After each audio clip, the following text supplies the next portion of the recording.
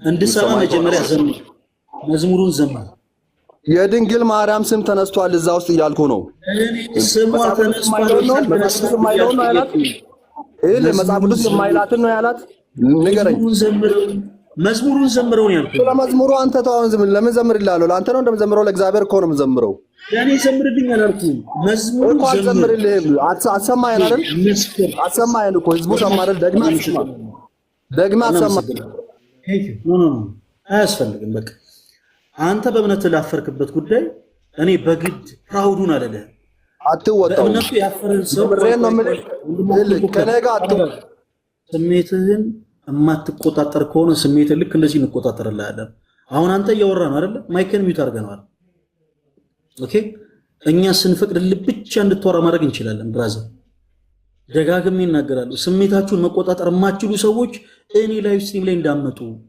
እኔ ላይቭ ስትሪም ላይ እንዳገቡ ብራዘር አሁን አንተ ስትገባ የሰባ ሐሳብ አይደለም በነገራችን ላይ ያነሳው እዚህ ጋር ያለችው መምህር ትርሲት መዝሙር እየዘመረች ነበር የበገና መምህር ነች እና መዝሙር አንድ አፍታ ዘምር ይልናላት መዝሙር እየዘመረች ነበር እና ጀለስ ከስር ገብታ ካጂ ዘራፋልክ ይሄው ለፍጡር ልዘምር ነው ምናምን አልከን ኦኬ ቆይስ ይሄ ልጅ ተንፈስ ይበል ሲድሉን እንስጧለን እናስገባና እንደው ለፍጡራን መዘመር ይቻላል ወይ ስንል አይ አይቻልም አልከ እንደው ምን አለ አሁን ለድንግል ማርያም የተባለ ቢዘምር ምን ችግር አለው ስንል በፍጹም መጽሐፍ ቅዱስ አያሰብርም አልከን ኩርት ብለን ጂነን ብለ ማለት ነው ከመጣሽ ማርያም ታምጣሽ ነው እኛ ጋር በል እንደዚህ ብለ ከመጣ አይቀር አልኩኝና አንድ የፕሮቴስታንት መዝሙር ከፈትኩልኝ ኦኬ ጀለስ ጥሩ አድርጎ የተለያዩ ነገሮችን እያነሳ እየዘመረ ነው እና የሆነ ፓርቱ ያስደነግጣል እና ያንን የሚያስደነግጥ ፓርት ከፈትኩልኝ ስሰማ አንተም ደንግጠሃል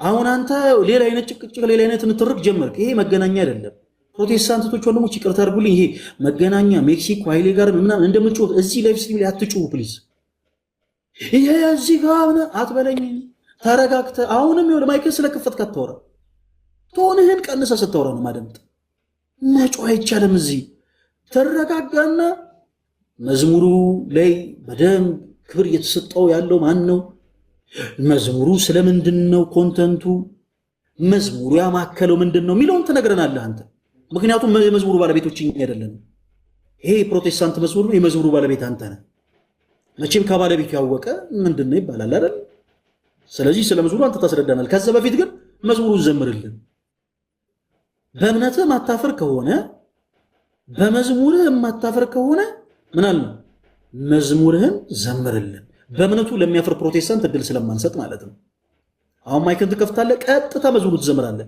ሌላ ነገር የምትናገር ከሆነ በጌታ ሰላም ታችልካል ማይክን ክፈተው ማይክን ክፈትና መዝሙሩን ዘምር ቶሎ በል ፈለጌ ምልህ ብዙ አትናደር ብዙም አታውራ ማለት አድምጠኝ ቢያንስ አሁን ልንማማር ነው አይደል እዚህ ጋር አለ ነው ስማኝ እኔን አሁን ምልህን ነገር መዝሙሩን ዘምረው ስለተናደርኩ ይቅርታ መዝሙሩን ዘምረው እንደሱ አይነት መዝሙር አሁን ላምጣልህ ነው ከፈለክ ሌላም ከፈለክ ለአንተ ልዘምርልህ አይደለም እዚህ ያለው አሁን ስማኝ ነኝ እሺ አሁን ስማኝ መዝሙር ልዘምርልህ ቆይ ስማኝ አሁን የከፈትኩልህ መዝሙር ዘምረው ሁላችሁም አልመጡት እኮ ድንግል ማርያም ደስ በልሽ የአምላክ ጸጋ የሞላብሽ ምን ነበር እሱ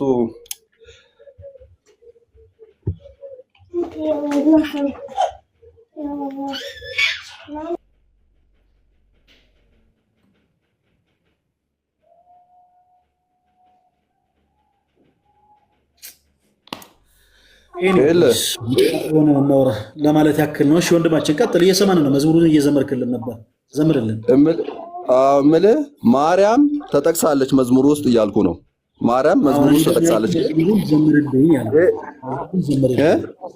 መዝሙሩን ዘምርልኝ መዝሙሩን አሁን ስለኞ ነው እንትን ብሎብኛል ያው የድሮ መዝሙር ስለሆነ እንትኑ ጠፍቶብኛል አንተ ክፈትና አሰማንና እዛ ላይ እናውራ እኔ እናንተ በደንብ እናውራ ያው እኔ ተዘጋጅቻለሁ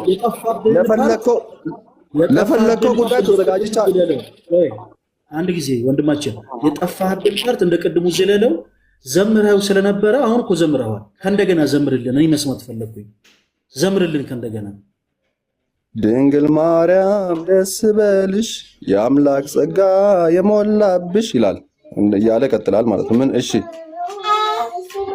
እሺ ሰው ድንግል ማርያም ተብሎ ልደት አለ። ኦኬ ገብቷል። ቀደም ወንድማችን ለፍጡር ሊዘምር ነው ምናምን እያልክ ማይሆን ኮሜንቶችን ስጽፍ እንደው ቅዱሳን ስም ተጠርቶ የድንግል ማርያም ስም ተጠርቶ እንደው መዝሙር ቢዘመር ምን ችግር አለው ስለ ኖ በፍጹም ይሄ አስተምሮቱ አይደለም ብለህን ነበረ። ኦኬ እዚህ ጋር የድንግል ማርያም ስም ተጠርቶ ግን የፕሮቴስታንት መዝሙር አለ። ለፕሮቴስታንት ሲሆን ትክክል፣ ለኦርቶዶክሳውያን ሲሆን ስህተት ግን መሆን የለበትም። ይሄንን ያመጣሁት አሁን አንተ መልስ እንድትሰጠኝ አይደለም። ዲስማች ምክንያታዊ ሳትሆኑ እንደምትናገሩ ለማሳየት ብቻ ነው። ኦኬ ያው ሌላውን እዚህ ጋር የሚከታተል ሰው በአጠቃላይ ስለሚታዘብ ማለት ነው። አሁን ልክ እንደው የድንግል ማርያም ስም እኛ ጠርተን ስንዘምር ኦኬ ልክ እንደው ድንግል ማርያም ስሟ በመዝሙር ላይ ሜንሽን ሲደረግ ሜንሽን እያደረግን በመጽሐፍ ቅዱስ የተቀመጡ ሐሳቦችን እያነሳን ስንዘምር እንደው ከመጽሐፍ ቅዱስ ያፈነገጠ ነገር እንዳደረግን አደርገው ይስሉና በተመሳሳይ ግን እንደው ልክ ራሱን ኮንሰፕቱን ይዙና ደግሞ ፕሮቴስታንት የሆኑ እህቶች ወንድሞቻችን ተመሳሳይ የሆነ ነገርን ያደርጋሉ። እና ምልላችሁ ፈልጌ ነው ባካችሁ ምክንያት አይሆኑ። አሁን የሰባ ሐሳብ ሆኖ አይደለም ከፕሮቴስታንት ወንድሞቻችን ጋር የምናወራው ነገር ሆኖ አይደለም። ነገር ግን ለፍጡር ምናምን ብላችሁ ከመቸኮላችሁ በፊት መዝሙር ምንድነው? በኢትዮጵያ ኦርቶዶክስ ተዋሕዶ ቤተክርስቲያን የመዝሙር አገልግሎት ምንድነው? በመዝሙሮች ውስጥ ስለምንድነው የቅዱሳን ስም ሜንሽን የሚደረገው? ለምሳሌ የእግዚአብሔር መልአክ ስሙ ድንቅ ነው፣ ለሶርያ ሰው ለማኑሄ እንደነገረው በመሰዊያው ነበልባል ውስጥ አረገ፣ ኃያሉ ሚካኤል ድንቅን አደረገ ስንል ሚካኤልን እያመለክነው ነው ወይንስ በመጽሐፍ ቅዱስ ላይ ተጠቅሶ ስለ ቅዱስ ሚካኤል የተነገረውን ሐሳብና ኮንሰፕት እያሰፋንና እየተናገርን ነው? ፕሮቴስታንት የሆናችሁ ቶች ወንድሞች ፕሊስ እባካችሁ ፖዘቲቭ ሆናችሁ ነገሮችን ተከታተሉ። እሺ አሁን እኛ ፖዘቲቭ ስለሆነ አንድ የፕሮቴስታንት ዘማሪ ተነሶ ድንግል ማርያም ደስ ይበልሽ የአምላክ ጸጋ የሞላብሽ የማፀንሽ በኩር ስላለ ይሄው ማርያምን አመለካችሁ አንልም እኛ። ኦኬ ፖዘቲቭ ስትሆኑ ባጭሩ ፖዘቲቭ መሆን ነው የሚያስፈልገው። ፖዘቲቭ ስትሆኑ ያ ሰው ምን ሊያረግ እየፈለገ እንደሆነ ማወቅ መርዳት ስለሚቻል ማለት ነው። እና ወንድማችን ሌላም ጊዜ ሌላ ላይፍ ስትሪም ላይ ስትሄድ የሆነ መዝሙር ሲቀርብ ኦርቶዶክሳውያን መዝሙር ሲዘምሩ ስትመለከት ነገር እያለ አትግባ፣ በኔጌቲቭ ኢነርጂ አትግባ። አሁን እኔ በዘመርኩት መዝሙር ላይ የቅዱስ ሚካኤልን ስም እያነሳን ምን ዘምረው ሚካኤልን ወርሺፕ እያረግን ሚካኤልን እያመለክን ሳይሆን በመጽሐፍ ቅዱስ ላይ ሚካኤል ማለት ትርጉሙ ምን ማለት እንደሆነ ኦኬ ሚካኤል ማለት ትርጉሙ ምን ማለት እንደሆነ እና ደግሞ በመጽሐፍ ቅዱስ ላይ ከእግዚአብሔር ተልቆ እነማንን ረድቶ እንደነበረ እያነሳን በዝማሬ ሰዎች እግዚአብሔርን ቃል እንዲረዱ እናነሷለን። ለምን መዝሙር ሶስት አይነት ነገር ነው በኢትዮጵያ ኦርቶዶክስ ተዋሕዶ ቤተክርስቲያን። ለፕሮቴስታንቶች ወንድሞችም መረዳት እንዲሆን የማናሰው እሺ፣ መዝሙር ሶስት አይነት ነገሮችን ያካተተ ነው። አንደኛ ጸሎት ነው። እድል ስጠኛ። ዝም ብለህ እያወራህ እኮ ነው። ቤት ስለሆነ ነው። ይቅርታ ማለት የምትፈልገው ነገር ካለ እሺ ተናገር። ይቅርታ እድል ስላልሰጠሁህ ማለት አሁን አንተ መዝሙሩን አሁን ይኸው 900 ነው ምናምን ነገር ሰው አለ። እስቲ መዝሙሩን አሰማንና ሁሉም ሰው ይስማ። አሁን ምንም የምናድብ ምንም ነገር የለም። ወርዘ ተገባው ለማን እንደሆነ እዚህ ላይ ማርያም ስለ ማርያም ከሆነ መዝሙሩ ይኸው ህዝቡ ሁሉ ይሰማል። አንተ መዝሙሩን ክፈትና አሰማን። ይህ ክብር የተገባው ለማን እንደሆነ እዚህ መዝሙር ላይ እንሰማዋለን። በማርያም ተጀምሮ በማርያም ያለቀ ቆይ ስማኛ፣ በማርያም ተዘምሮ በማርያም ያለቀ ከሆነ ለልቀታል ብራዘር። አሁን ካለው ታክሲ ውስጥ አይደለም አንተ ምን ሆነ ነው የታክሲ መልስ እንዳልተሰጠው ሰው የምትነጫነጨው? ተረጋጋና አድምጠኝ፣ ለመቆጣት እንደሞክር እሺ ብራዘር። እኛ ፈቅደን እየሰማን እንጂ ለምንን እየተናገርክ አይደለም። ስለዚህ እንደማመጥ በመጀመሪያ ስምህን ማን ልበል? አንድ ጊዜ ከመጀመሪያው እንድጀምር ስምህን ማን ልበል? ያው አለ እዛ ተጽፎልህ ያለ እዛ ላይ ይቅርታ ምን ማለት ነው ኩካ? ምናልባት ትርጉሙ መጥፎ ሊሆን ይችላል። አየህ ማላውቀውን ነገር ከመናገር ትርጉሙን ንገረኝ። ኩካ ምን ማለት ነው? ያው ኦሮምኛ ነው። ኩኩ ከመል አይ ሉቡ ማለት ነው። በቃ ነፍሴ እንደማለት ነው። ነፍስህ እንደማለት ነው። ከስሙ ላይ አሁን ተውና እንትኑን አሰማ፣ መዝሙሩን አሰማ ነው። አሁን ተው ስለ ስም ምናምን ነገር ተውና መዝሙሩን አሰማ። ተረጋጋ ወንድማችን ነፍሴ። ለምን ትፈራለህ? ህዝቡ ይስማና።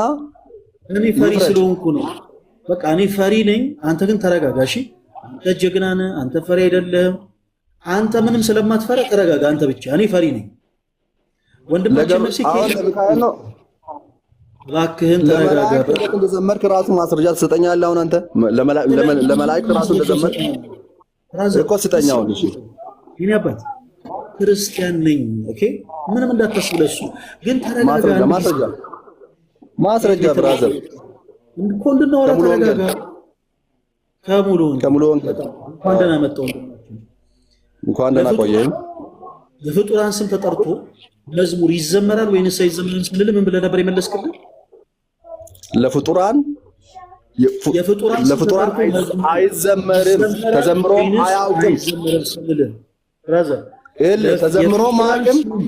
የጠየቁን አድምጠኝ፣ ምጠይቅን አድምጠኝ። የኔን ጥያቄ ተወሰድክ። እሺ እኔ ጠየቅኩ፣ የፍጡራን ስም ተነስቶ መዝሙር ይዘመራል ወይንስ አይዘመርም? ስማቸው ሜንሽን ቢደረግ ምን ችግር አለው ስል ምንድን ነበር ያልከኝ? ሜንሽን ይደረጋል፣ ለነሱ ግን አይዘመርም።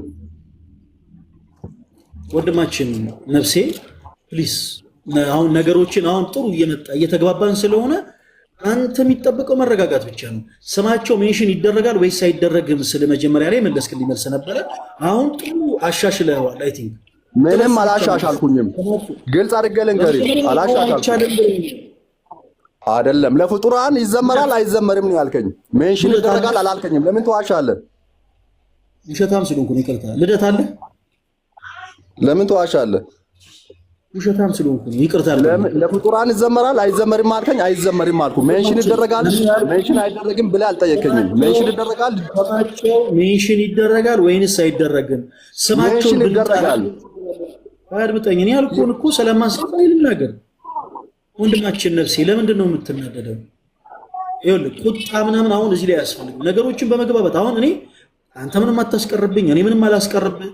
በቁጣ በኃይለ ቃል እኮ መነጋገር የለብንም። ስማቸው ስማቸው ቢጠራ ምን ችግር አለው? ኢቭን እኔ ለይቼ የማርያም ስም ሜንሽን ሲደረግ ላሰማ ስለነበረ ለይቼ የማርያም ስም እንኳን ቢጠራ ምን ችግር አለው ስለ እንዲህ አይነት አስመውት የለም ብለህ ነበረ። ሐሳብህን ማስተካከል ትችላለህ። ሐሳብህን አትካደው፣ ሐሳብህን አትዋሸው እንጂ ሐሳብህን አብዴትና አርገህ ማስተካከልና ከእንደገና አብዴት አርገህ መናገር ትችላለህ። አሁን ለምሳሌ በመዝሙር ላይ የማርያም ስም ተጠርቶ ሰው ቢዘምር ችግር አለው ወይንስ የለውም? እሺ አንዴ ይቅርታ አንዴ እዚህ ሪከርድ አደረጋችሁ። ወደ ኋላ እንመለስና ለፍጡር ይዘመራል አይዘመርም ነው ያልከኝ። ሜንሽን ይደረጋል አይደረግም ነው ያልከኝ። እኔ በነገራችን ላይ ዲስማች አንተን እንደ ህፃን ልጅ ሽሩሩ ማለት አይጠበቅብኝም። አንዳንዴ ይውላችሁ እኛ በጣም በዚህ አጋጣሚ እዚህ ውስጥ ያላችሁ ሁላችሁ ፕሮቴስታንት የሆነ ሰው ቤት ቢሆን ኖሮ አንድ ኦርቶዶክስ ዲስማች የሚናገረው ቅድም ነው የሚወርደው። እኛ ታግሰን ስናደምጣችሁ እንደው ትህትናና ትዕግስትን ከኛ አይታችሁ እናንተ ሆናችሁ እንድታወሩ እንጂ ሞኝ እንደሆነ ፊል እንድታረጉ አይደለም። እሺ ከዚህ በኋላ እንድትልጭ አንድ ፕሮቴስታንት ጋር የምናወራበት ርዕስ አይደለም። ሚዩት ያደረኩት ጫጫታ ስላለ ነው። ይሄ አይነት ቶፒክ ከአንድ ፕሮቴስታንት ጋር የምናወራበት ርዕስ ሆኖ አይደለም የማወራ። ለጠቅላላ እውቀት ነገር እያለ ስለገባ በኔጌቲቪቲ ኢነርጂ ስለገባ ኔጌቲቭ ሆነ ስለገባ እንደው እንደ ጠቅላላ እውቀት እንድታቀው በሚል እንጂ እኛና ፕሮቴስታንቶች የምንለያየው ዶግማቲክ በሆኑ ትምህርቶች ላይ ነው። አንተ ምን ብለህ ዘመርክ፣ እኔ ምን ብዬ ዘመርኩ፣ እኔ ጉዳይ አይደለም ምንም ብትል። ምክንያቱም በእናንተ መዝሙር ላይ በእናንተ ጭፈራ ላይ እግዚአብሔር አይደለም እኔም ጭምር ስለማልገኝበት እንዲህ አይነት ጉዳይ ላይ ሀሳብና ሴት መስጠት አልፈልግም። እኔ አሁን አንተን የጠየቅኩ ጥያቄ ጀስት ኮሜንት ላይ ስጽፍልኝ ኔጌቲቭ ሆነ የሆነ ነገር እያለ ገብተህ ይኸው የእናንተ ኦርቶዶክሳውያን ፍጡር ምናምን እያልክ ስለነበረ እንደው የማርያም ስም ቢጠራ ችግር አለ ወይ ብዬ ነው የጠየቅኩ። የማርያም ስም ቢጠራ ችግር አለ ወይ ብዬ ጠይቄያለሁ። አንተ ቅድም ደግሞ አዎ ችግር አለው እንዲህ አይነት አስተውሎ የለም ብለኸኛል። የፕሮቴስታንቶችን መዝሙር ራሱን ከፍቼን ያሰማው ያንን መዝሙር አንተ 2 ጊዜ ዘምረዋል፣ አንድ ጊዜ ላይ ከፍቼ ያሰምቼዋለሁ። ከኦርቶዶክሳውያን ጋር ስትመጡ በኔጌቲቭ ኤነርጂ የምታወሩ ከሆነ ዲስማች በቃ ባዶ ነው የምትሆኑት። በቃ ምንም እያወራ ያለው ስለምን ራሱ እንደው አይነት ኮንሰፕት እንደሆነ አንተ ምንም አይነት ፖይንቱ እያገኘው ያለህም አይመስለኝም። ሌላ ጊዜ ስትገባ መጥተህ የሆነ አይነት ነገር ከመናገር በፊት የሆነ ነገር ከመጻፍ በፊት ፕሊስ አስተውሉ። ሁላችሁ እዚህ ውስጥ ያላችሁት ወንድሞች አሁን አድምጡኝ። በኢትዮጵያ ኦርቶዶክስ ተዋሕዶ ቤተክርስቲያን መዝሙር 3 አይነት ነው። መዝሙር ጸሎት ነው፣ መዝሙር ምስጋና ነው፣ መዝሙር ስብከት ነው።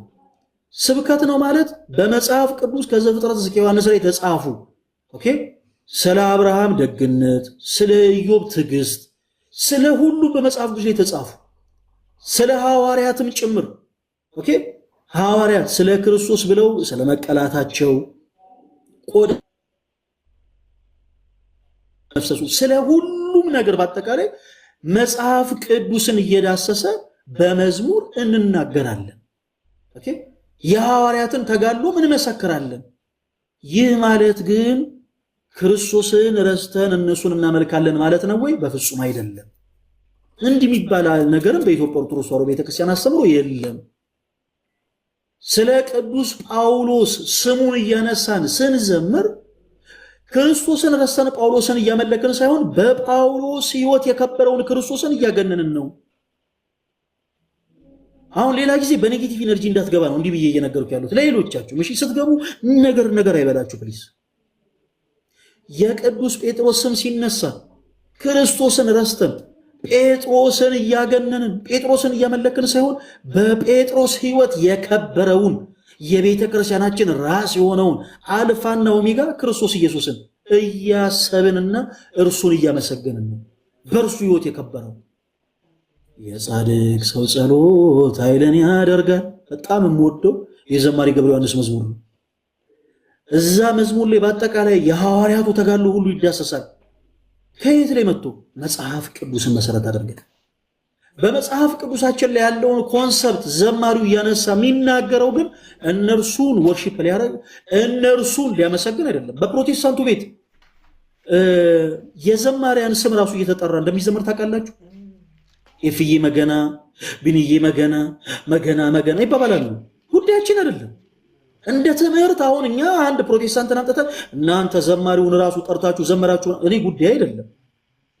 ግን እንደ ኮንሰፕት ግን ምን ለማለት ፈልገው ነው የሚለውን ነገር ግን ቢያስረዱ እኔ ፖዚቲቭ ሆኜ እረዳለሁ። እኛ ግን በምስጋና ውስጥ በመዝሙር ውስጥ መዝሙር ጸሎት ነው ብያችኋለሁ። ወደ አምላካችሁን ወደ እግዚአብሔር በአንቃዶ ልቦና በተመስጦ ሕሊና ሆነን በዝማሬ እንዘምራለን። እንደ ቸርነት አቤቱ ማረን፣ አቤቱ ማረን፣ እንደ ምሕረትህ ይቅርታን ስጠን እያለን እንጸልያለን። እንደው ለድምፄ መበላሸት በጣም ይቅርታ ጠይቃለሁ። ድምፄ አያምርም፣ ምሳሌ ለመስጠት ነው። እሺ። እና መዝሙር ጸሎት ነው። መዝሙር ምስጋና ነው። እግዚአብሔር ይመስገን እያለን አምላካችን እግዚአብሔርን ጭምር እናመሰግናለን። መዝሙር እንደገና ስብከት ነው። ስንሰብክ ሁሉንም ነገር እንሰብካለን። በመጽሐፍ ቅዱስ ላይ ሰዎች መረዳት ያለባቸውን ነገር በአጠቃላይ እንሰብካለን። ኦኬ። ለቅዱሳን ክብር እንደሚገባ አምላካችን እግዚአብሔር ሰማይን ያለማላ ምድርን ያለ ካስማ ያጸና አምላክ እንደሆነ ከእርሱ ውጪ የምናመልከው አምላክ እንደሌለ ቅዱሳን ከአምላካቸው ከእግዚአብሔር የሰጣቸው የጸጋ ቅድስና እንዳለ እያንዳንዱን የመጽሐፍ ቅዱስ ሀቅ ሰው እየመረረውን ቢሆን እንሰብካለን። ስለዚህ ፕሊስ ስትገቡ ነገር አይበላችሁ። እሺ፣ ነገር አይበላችሁ። አይኖር ፍጡራ ምናምን የምትሉ ከሆነ ያው እንደተለመደው ደግሞ ሌሎችም አይነት ማስረጃዎችን እናሳያቸዋለን። እኔ ያው ኦርቶዶክስ ቤተክርስቲያን ከመጽሐፍ ቅዱስ ውጭ የምታሰሩ ትምህርት አለ ወይ ብለን ለፕሮቴስታንት ወንድሞቻችን እድል እየሰጠን ነው እና ወንድማችን ነፍሴ ባይሆን የልጅ ወሬውን አቁመውና በትምህርት ደረጃ ኦርቶዶክስ ቤተክርስቲያን ከመጽሐፍ ቅዱስ ውጭ የምታሰሩ ትምህርት አለ ብለን የምታምን ከሆነ ትምህርቶቹን አንሳልን። በትምህርቶቹ ዙሪያ በመጽሐፍ ቅዱስ ማስረጃነት ማውራት እንችላለን። ወንድማችን አሁን ማይክን መክፈት ትችላለን።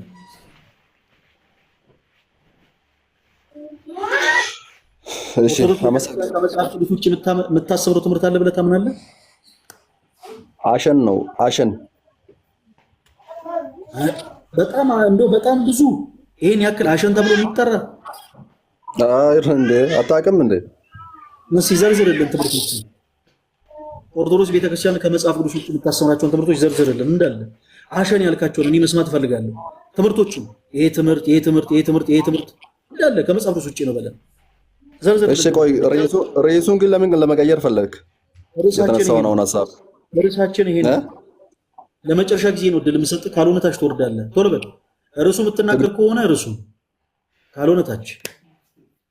ኦርቶዶክስ ቤተክርስቲያን ከመጽሐፍ ቅዱስ ውጭ የምታሰሩት ትምህርት አለ ብላችሁ የምታምኑ ፕሮቴስታንቶች ገብታችሁ ታወራላችሁ።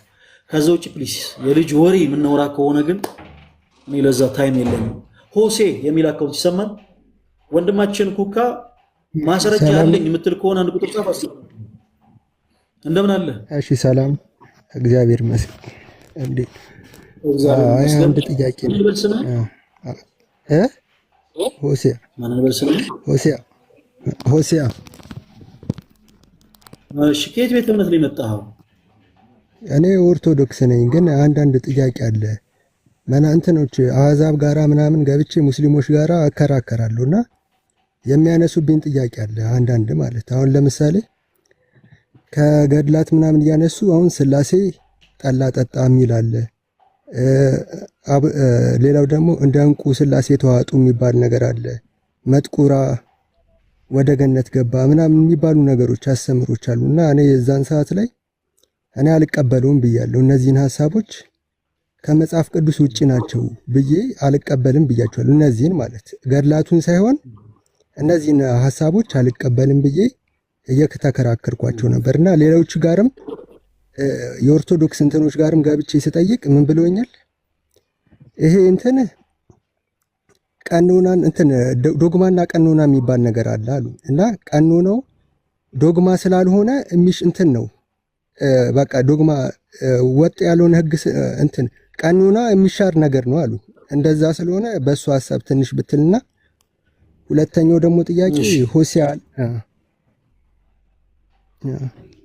ሁለተኛው ደግሞ ሆሴያ ላይ አይ ይሰማል ጋይስ አለው ወይስ ተቆርጫለሁ? እኔ ነኝ የተቆረጡት ወንድማችን ነው ጋይስ።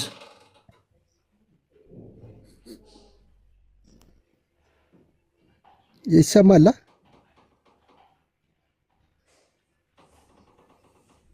አለው ይሰማል። አዎ አንተማ ትሰማለህ።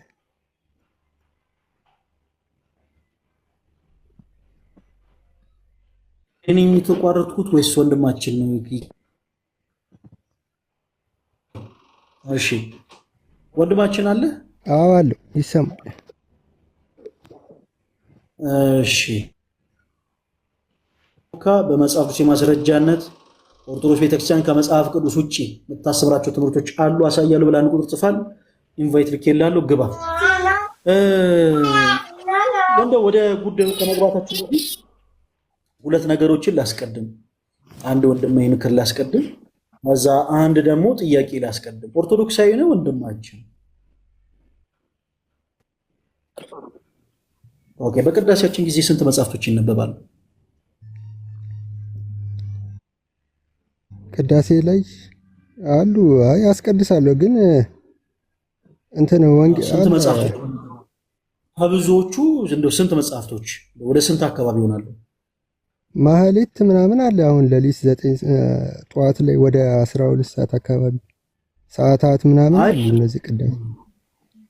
አይ ቅዳሴ ላይ ስንት መጽሐፍቶች ይነበባሉ? መጽሐፍ ቅዱስ ሌላ መጽሐፍ ቅዱስም አለ። እኔ እንጃ ሌሎቹ ስማቸውን አትጥራልኝ። ስንት መጽሐፍቶች የሚነበቡ ይመስላል? እንደው አይ አንዳንዴ አሁን ቅዳሴ ላይ ብቻ ቅዳሴ ላይ ብቻ በግምት ስንት መጽሐፍቶች የሚነበቡ ይመስላል? አሁን የአቡነ ገብረ መንፈስ ቅዱስ ቀን ከሆነ ይገድላቸው የሆነ እንትናቸው ሊነበብ ይችላል። እንደዛው እሺ ኦኬ። ሌላ ስንት መጽሐፍቶች ይነበባሉ? አሁን ስማቸውን ተው። እሺ ለምሳሌ አሁን የአቡነ ገብረ መንፈስ ቅዱስ ገድል ይነበባል። ኦኬ ሌሎቹንም አሁን ስማቸው መጥራት ሊከብድ ይችላል። ስለዚህ ሌሎቹንም ስማቸውን ከመጥራት እንደው ምን ያክል መጽሐፍቶች ይነበባሉ? እንደው በቁጥር 20 ናቸው? 18 ናቸው? 17 ናቸው? ስንት ናቸው?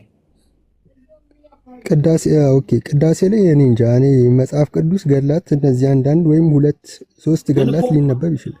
ሁሌ ያስቀድሳለሁ አልከኝ ሆሴ ወንድም። አስቀድሳለሁ ግን እንትናቸው ሁሌ ያስቀድሳለሁ ብለኸኛል። ስለዚህ ሁሌ የምታስቀድስ ከሆነ ቁጥራቸው አሁን እኔ መጽሐፍቶቹን ስም ሁሉ እንደው ልትዘነጋ ትችላለህ። አንድ የጠራህልኝ አወይ ገብረ መንፈስ ቅዱስ ገድል ነው። በቅዳሴ ሰዓት የሚነበቡ መጽሐፍቶች ስንት ናቸው? ግምት እኮ ነው ያለው። አሁን ኤግዛክት ቁጥሩን አትጥራልኝ እስቲ። ግምት ስንት ይሆናል? ያው እኔ የማውቀው መጽሐፍ ቅዱስ በቃ መጽሐፍ ቅዱስና አንድ በቃ ገላት በየቀናቸው አሁን ለምሳሌ አሁን 5 ከሆነ የአቡነ ገብረ መንፈስ ቅዱስ፣ በ26 ከሆነ ባለወልድ አለ ወይም የአቡነ ሀብተ ማርያም እንደዚህ ይነበባል። በቃ ዋናው ግን መሰረቱ መጽሐፍ ቅዱስ እንደሆነ ነው። በጣም ጥሩ ሆሴ። እንዲህ አይነት ጥያቄ የጠየቅኩ አንተን ለማስገመት ወይ አንተን ብሌም ለማድረግ አይደለም። ሶሻል ሚዲያ ላይ ደጋግመን እንደምንናገረው ብዙዎቻችሁ የምታውቁት እኛን እንጂ እናንተ ማነው እኛ እናንተን አናውቃችሁም። አንዳንድ ጊዜ የኦርቶዶክስ ቤተክርስቲያን አማኝ ሳይሆኑ ኦርቶዶክስ ነን ብለው የሚወጡ ሰዎች አሉ። በዚህ ጊዜ በነገራችን ላይ አላስፈላጊ ነው። ሰው እንዲሁ ዝም ብሎ ይኳተናል እንጂ ኦርቶዶክስ ሳይሆን አንድ ሰው እኔ ኦርቶዶክስ ነኝ፣ ኦርቶዶክስ ቤተክርስቲያን ይሄ ትምህርቷ ምናምን እንዲህ ነው ምናምን ብሎ ብሌም ለማድረግ ይመጣሉ አንዳንድ ሰዎች። አላስፈላጊ ነገሮች ናቸው። ግን እንደዚህ አይነት ሰዎች አሉ። አንተ ኦርቶዶክስ አይደለህም ብለን ለመፍረድ ኦርቶዶክሳዊ ምንን ብለን ደግሞ ክርስትናን ለማጽደቅ አይደለም። እንዲህ አይነት ጥያቄዎችን የጠየቅን እንደዚህ አይነት ሰዎች ስላሉ ከተናገርካቸው ነገሮች አንጻር ትንሽ የሚያምታታ ነገሮችን ተመልክቻለሁ ነው ሆሴ። ለምንድን ሁሌ ነው ቅዳሴ የምታስቀድሰው? ሁሌ ቅዳሴ ስታስቀድስ ደግሞ በቤተ ክርስቲያን የሚነበቡ መጽሐፍቶችን እውነት ለመናገር ቅዳሴ ዘወትር ተገኝቶ እንደሚያስቀድሰው ልታውቅ ይገባ ነበር። ምክንያቱም እውቀትን የሚጠይቅ ነገር ሳይሆን በአይን ኦብዘርቭ ሊደረግ የሚችል ነገር ነው ለአንተ አንስቼ የነበረው። ተወዳጅ ወንድማችን እንደዚህ አይነት ነገሮች ጥያቄ ሆነውብኛል። እንደው አብ ወልድ ለመንፈስ ቅዱስ እንደ ባቄላ ተበልቷል፣ አብ ወልድ ለመንፈስ ቅዱስ እንደዚህ ሆኗል የሚሉ ነገሮችን ሰዎች ጥያቄ አድርገው ያነሱ ስከራከር ምናምን ብለኛል። እንደ ሐሳብ ልብህ እንዲረጋ ቤተክርስቲያን እንዲህ አይነት አስተምሮ የላት። ኦኬ ዶግማና ቀኖና ብለው ሰዎች መጽሐፍ ሜንሽን አድርገውልኛል ያልከው ጥርት እንዲልልህ የኢትዮጵያ የኦርቶዶክስ ተዋህዶ ቤተክርስቲያን አስተምሯ የዶግማ አስተምሮቷ ኦኬ የሃይማኖት መመስረቻዋ መጽሐፍ ቅዱስ ብቻ ነው። መጽሐፍ ቅዱስ ብቻ ነው። ስለዚህ ካላመኑ ሰዎች ጋር ስናወራ የምናወራው በመጽሐፍ ቅዱስ ነው ማለት ነው። ትምህርተ ሥላሴ፣ ነገረ ክርስቶስ፣ ነገረ ድህነት እነዚህ በአጠቃላይ ሌሎችም መጽሐፍ ቅዱስን መሰረት አድርገን ምናምንባቸው ትምህርቶች የሃይማኖት መመስረቻዎቻችን ናቸው። ዶግማዎች ናቸው። ዶግማቲክ የሆኑ ኮንሰፕቶች ናቸው። ሁሉ አባት አለ መጽሐፍ ቅዱስ ይባላል። እውነተኛ ደግሞ የሆኑ የመጽሐፍት ልጆች አሉ። አዋልድ መጽሐፍቶች ይባላል። አዋልድ መጽሐፍቶች ልክ እንደ ስማቸው ልጆች ናቸው። መጽሐፍ ቅዱስ አባታቸውን ሊመስሉ የሚገቡ ልጆች ናቸው። እነዚህ መጽሐፍቶች የሥርዓት፣ የበረከት፣ የቃል ኪዳን፣ የጸሎት መጽሐፍቶች ናቸው። ኦኬ የጸሎት መጽሐፍቶች፣ የቃል ኪዳን፣ የበረከት፣ የረድኤት፣ የሥርዓትም ጭምር መጽሐፍቶቻችን አዋልድ መጽሐፍት ተብለው ይጠራሉ። እነዚህ መጽሐፍቶች ላይ ሆሴ በደንብ አድርጋ አድምጠኝ፣ ለሌሎቻችሁ መልስ እንዲሆን እነዚህ መጽሐፍቶች ላይ ስህተቶች ሊገኙ ይችላሉ። የታሪክ ስህተቶች ሊገኙ ይችላሉ። የህትመት ስህተቶች ሊገኙ ይችላሉ። የጽሑፍ ስህተቶች ሊገኙ ይችላሉ።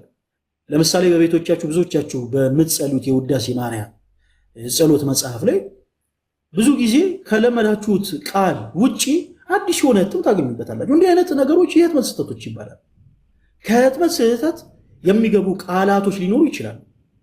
አዋልድ መጽሐፍቶች ላይ ያሉትን ኮንሰፕቶች አንዳንድ ጊዜ ደካማ የሆኑ ማለትም ኦርቶዶክስ ያልሆኑ የኦርቶዶክስ ቤተክርስቲያንን አስተምሮ በደም ብሌም ለማድረግ ይፈልጉና በሃይማኖት መመስረቻው መሞገት ሲያቀታቸው ደካማ የሆኑ ሰዎች ይመጡና ይሄው ይሄ መጽሐፋችሁ እያሉ ይሞኛሉ። ብዙ ጊዜ ለሌላውም ጊዜ እንድታቁት የሃይማኖት መመስረቻችን መጽሐፍ ቅዱስ ነው። ከኢትዮጵያ ኦርቶዶክስ ተዋሕዶ ቤተክርስቲያን ውጭ ካለ አማኝ ጋር ምናወራበት ምንነጋገርበት የመጽሐፍ ቅዱስ ማስረጃ መጽሐፍ ቅዱስ ነው። አንዳንድ ጊዜ በጣም በሚገርም ሁኔታ አንዳንድ ሰው ጀግና የሆነ መስሎት ኑ በገድለ ተክለ ሃይማኖት እናወራ፣ ኑ በድርሳነ ሚካኤል እናወራ፣ ይሄው በከፈለጋችሁ በአቡነ ገብረ መንፈስ ቅዱስ ገድል እናወራ ይላል። የኔ ተወዳጆች ዕቅበተ እምነት ትከሻ ለትከሻ ምንለካካበት እኔ ጀግና ነኝ ይሄው ጀግንነቴን ላሳያችሁ ምንልበት አይደለም። ይልቁኑ የቤተክርስቲያንን ትምህርት ምናጎላበት አዋልድ መጽሐፍት ላይ ላሉት ጉዳዮች መልስ መስጠት አቅቶን ሳይሆን ነገር ግን በእምነት ከማይመስለን ሰው ጋር ምናወራው በመጽሐፍ ቅዱስ ብቻ ስለሆነ በመጽሐፍ ቅዱስ እናወራለን። ምን ለማለት ፈልጌ ነው? ምሳሌ ልስጣችሁ። ብዙ ጊዜ ደጋግሜ የምሰጠው ምሳሌ አለ። ሆሴ በደንብ አድርጋ ነው። ሃይማኖት የሌለው ሰው ማለት እግዚአብሔር አለ ብሎ የማያምን ሰው ቢኖር ሀሎተ እግዚአብሔርን የማያምን ሰው ቢኖር እና ሙሴ ቀይ ባህር እንደከፈለ ብትነግሩት ለሱ ተረት ተረት ነው።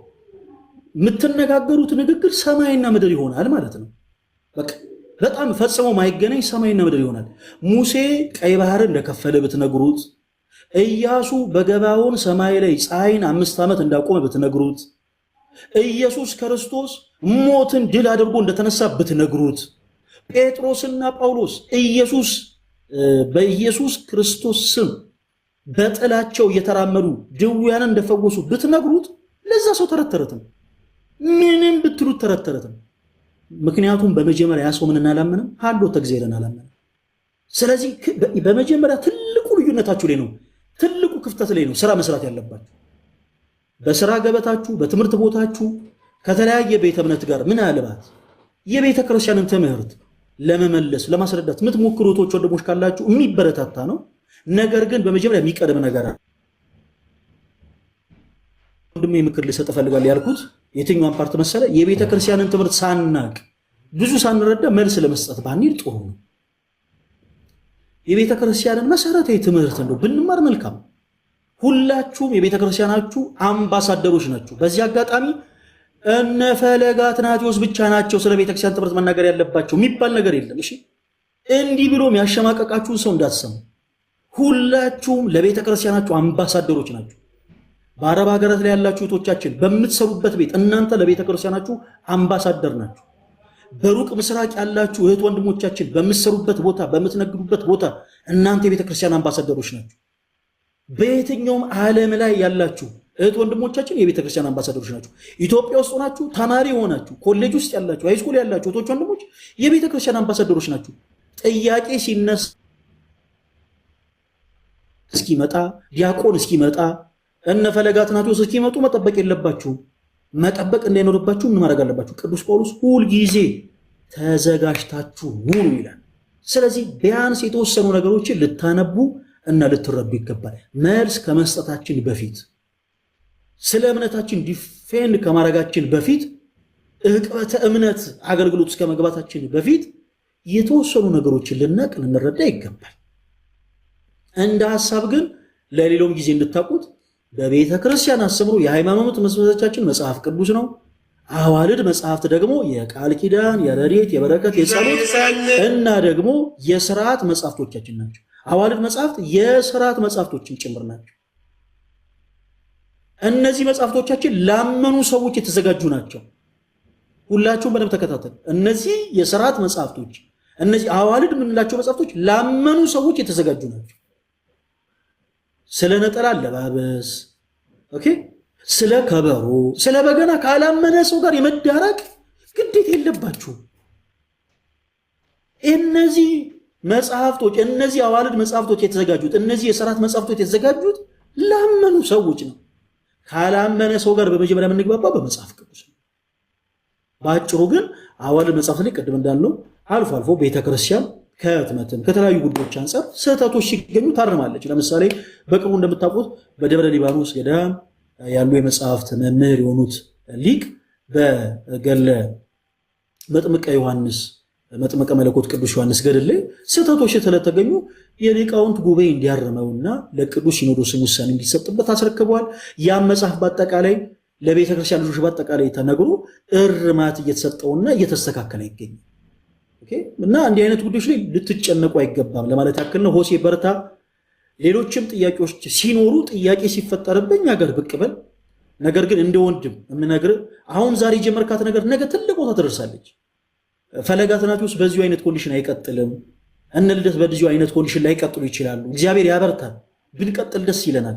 የኔ ተወዳጆች እግዚአብሔር ያበርታል። ከዚህም የበለጠ ቤተክርስቲያን እንድናገለግል ይርዳል። ነገር ግን እናንተም ልትቀጥሉ ይገባል።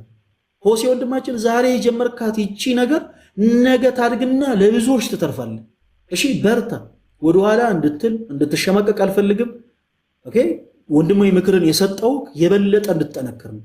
የበለጠ ለብዙ ሰዎች ረፍት የሚሆኑ ምላሾችን እንድሰጥ ብዙ ሰዎች ለሚያነሷቸው ጥያቄዎች መጽሐፍ ቅዱስ ምላሾችን እንድትሰጥ ራስን በደንብ ልትገነባ ይገባል። ሆሴ በርታ። ሆሴ ብቻ ሳይሆን የእኛን ላይ የምትከታተሉ እህቶች ወንድሞችን እናንተ እንኳን ቢያቀታችሁ ልጆቻችሁ ላይ ሊሰሩ ይገባል። ቀጣዩ ጀኔሬሽን ምን እንደሚሆን እኛ እናቅ። ቲክቶክ ላይ የኢትዮጵያ ኦርቶዶክስ ተዋሕዶ ቤተክርስቲያን ትምህርት ዲስ ማች ማንም ሰው ገምቶ አያውቅም። ቲክቶክ ፕላትፎርም የኦርቶዶክሳውያን ብቻ እስከሚመስል ድረስ ግን እግዚአብሔር ይመስገን ሚዲያውን በአጠቃላይ ተቆጣጥረነዋል። ሚዲያውን በአጠቃላይ የቤተክርስቲያን ትምህርት እግዚአብሔር ስሙ የተመሰገነ ይሁን። ግን በዚህ ብቻ መቆም የለበትም። ልጆቻችሁንም ጭምር በደንብ አሰልጥኑ። እንደው እናንተ ቢያቀታችሁ እንኳን ወደፊት የሚመጣው ጀነሬሽን ምን አይነት ጀነሬሽን እንደሚሆን አናውቅም። ምን አይነት ፕላትፎርም እንደሚመጣ አናውቅም። ምን አይነት ቴክኖሎጂ እንደሚመጣ አናውቅም።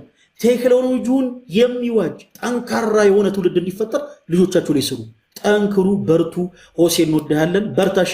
ኤኒታይም ቤትህ ነው የመጣ አውራ። ምናልባት ደግሞ በውስጥም እንደው ማውራት ከፈለግ ጻፍልኝ፣ እመልስልሃለሁ።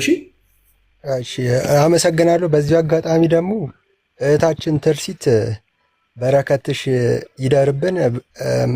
በቃ እችን ለማለት ነው። በቃ አመሰግናለሁ። ዝማሬ መላእክት ያሰማልን። በቃ እሺ፣ እናመሰግናለን። ሰላሙን። እሺ፣ እንቀጥል። ወንድማችን ኩካ አስገብቻለሁ። ከዛ በፊት አበባ የሚል አካውንት ቀድሞ ስለገባ እድል ልስጥ። አበባ ይሰማል? የማይክ ምልክቱን ክፈቱት ፕሊዝ።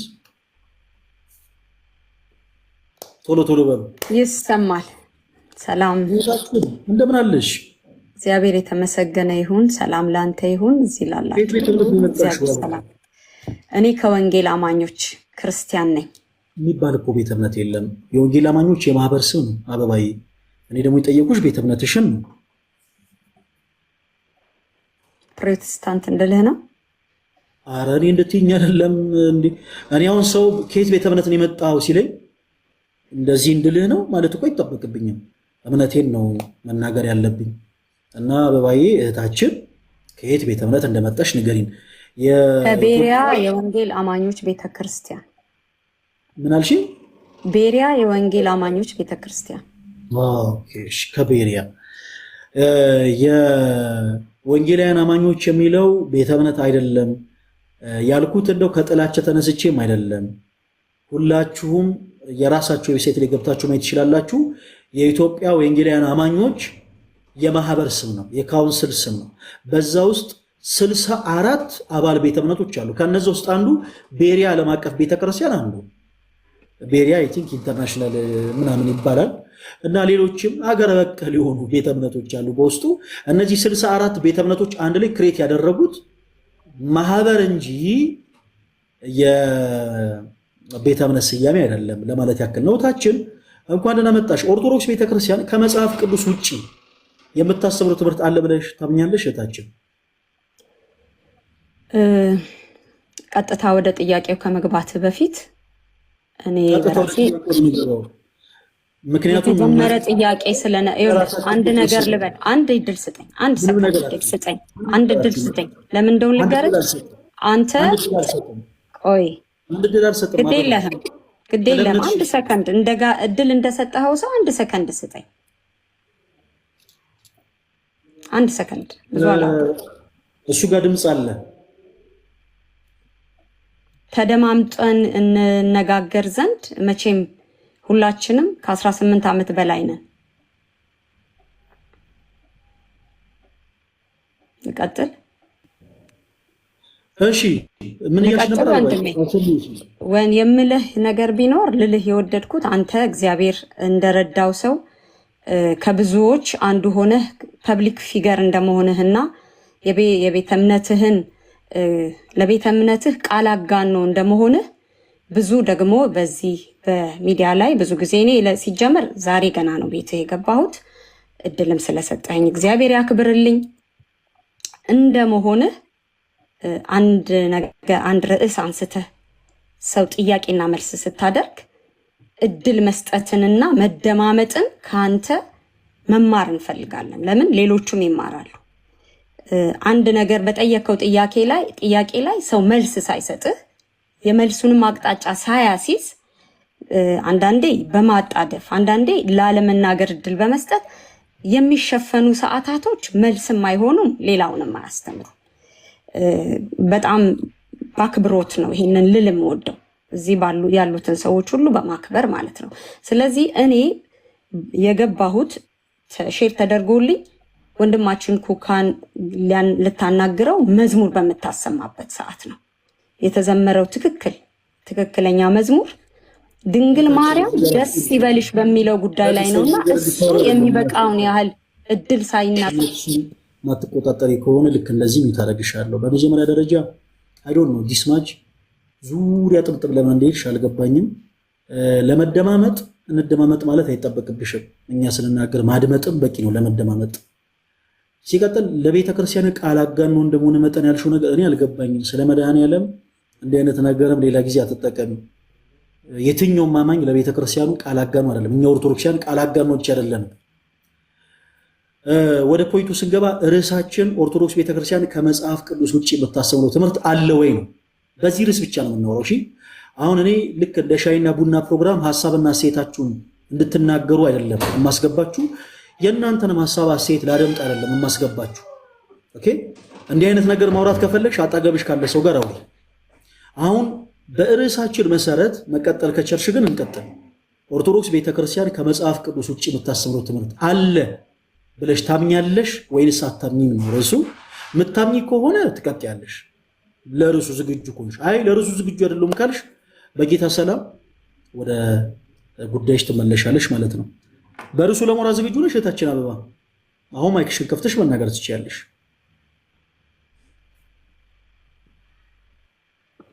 ርዕስ ዳይቨርት አድርገሃልና ያ የተጀመረው ርዕስ እንዲያልቅ ጌታ ፍቅር ጠይቀሃለሁ። ኩካም እድል ይሰጠው። የጀመርከውን ስለ ማርያም የተዘመረውን መዝሙር ይህን መልካም መዝሙር እሱን መልስ እንስጥበትና ሁለተኛው ላይ እንመጣለን። ወንድማችን ዝም ብለሽ ስላወራሽ አይደለም እኔ ማደምጥሽ አበባ፣ ከይቅርታ ጋር አሁን ቅድም ልክ እኔን የነካሽ መስሎሽ ሁላችንም ከ18 ዓመት በላይ ነን ምናምን ነገሮች ብለሻል። እህቴ ማለት ትዳር ትሆኛለሽ አይደል? ከትዳርሽ ጋር እንዴት ነው እየኖርሽ ያለሽው? ሳታዳምጪ? ቢያንስ እኮ እንደዚህ በአንቺ እድሜ ያሉ ሰዎች እኮ በጣም መደማመጠን ኤክሰርሳይዝ ማድረግ አለባቸው። እህቴ አሁን አንቺ እኔ ስጠራሽ ሳወራሽ ባልሰማ አይደለም እንደዚህ ወጥቶ በዚህ ግብ ስላልሽ አይደለም እናደምጥሽ። ርዕሳችን አይደለም እግረ መንገድ ከሱም ችኮላና ኔጌቲቭ ኢነርጂ እንደው አንጻር ያነሳ ነው ያልሰባ ሐሳብ እንጂ ርዕሳችን አይደለም። ርዕሳችንን እየነገርኩሽ ነው። በርዕሱ ምታወሪ ከሆነ ትቀጥያለሽ አበባ። አንቺ መለማመጥ ያለብን አይመስለኝም። በርዕሱ ማታወሪ ከሆነ ደግሞ እኔ የከፈትኩት ላይቭ ስትሪም ሻይና ቡና ፕሮግራም አይደለም። ይሄ ሸገር ሬዲዮ አይደለም። ሁሉም እየገባ ሐሳብ አስተያየቱን የሚሰጠው። ስለዚህ ያው ወደ እታች ልክሻለሁ። በርዕሱ ለሞራት ዝግጁ ነሽ? ኦርቶዶክስ ቤተክርስቲያን ከመጽሐፍ ቅዱስ ውጭ የምታስተምራቸው ትምህርቶች አሉ ብለሽ ታምኛለሽ? ርዕስ አልጻፍክም እኮ ወንድሜ ከላይ እታች ወረጂ። ርዕሱ ሲገባሽ አንድ ቁጥር ጻፊልኝ አስገብሻለሁ። ሁሉንም ሰው እግዚአብሔርን እጅ ይዞ ፊደል ማስቆጠር ከባድ ነው በጣም። እሺ ወንድማችን ኩካ ኦርቶዶክስ ቤተክርስቲያን ከመጽሐፍ ቅዱስ ውጭ የምታስተምረው ትምህርት አለ ብለህ ታምናለህ ወይንስ አታምንም? አምናለሁ ብለህናል፣ ነፍ ነው ብለህናል መሰለኝ አይደል? እሺ ትምህርቶቹን ዘርዝርልን። የትኞቹ ከመጽሐፍ ቅዱስ ውጭ? ለፍጡራንም የአምልኮ ስግደት ታቀርባለች። እሺ ቀጥል። ዘርዘር ነፍ ነው ስላልክ ቀጥል። እዚህ ላይ አሁን እዚህ ላይ እናውራ በቃ። ስለዚህ ማለት ሰዓትም ስለሌለ ነፍ ነው ብለህ እኮ ጎረ ነፍ ያልካቸውን መስማት እፈልጋለሁ። እስኪ ዘርዝር። ሌሎቹ ሰው ሰራሽ ትምህርቶች እንደው ከመጽሐፍ ቅዱስ ውጭ የምትላቸው ትምህርቶች የትኞቹ ናቸው? በስዕል ፊትም ያው አሁን አንተ እንትኑን ለመቀየር ፈልገውን እኔ ግን ማውራት የምፈልገው ስግደት ላይ ነው። እዘረዝራቸዋለሁ። እኔ በፍጹም አልቀይርብህም። እሺ ከስግደት ነው ትምህርቶችን ቀጥልልኝ፣ መስማት እፈልጋለሁ። ግን ከስግደት ነው የምንጀምረው። ከጀመርከው ጀምረን የጨረስከው ነው የምንጨርሰው። ከመጽሐፍ ቅዱስ ውጭ የምናስተምረው ትምህርት የትኛው ነው? ቀጥል። በስዕል ፊት ትሰግዳላችሁ፣ ለፍጡራን ትዘምራላችሁ። ማርያምን በልስ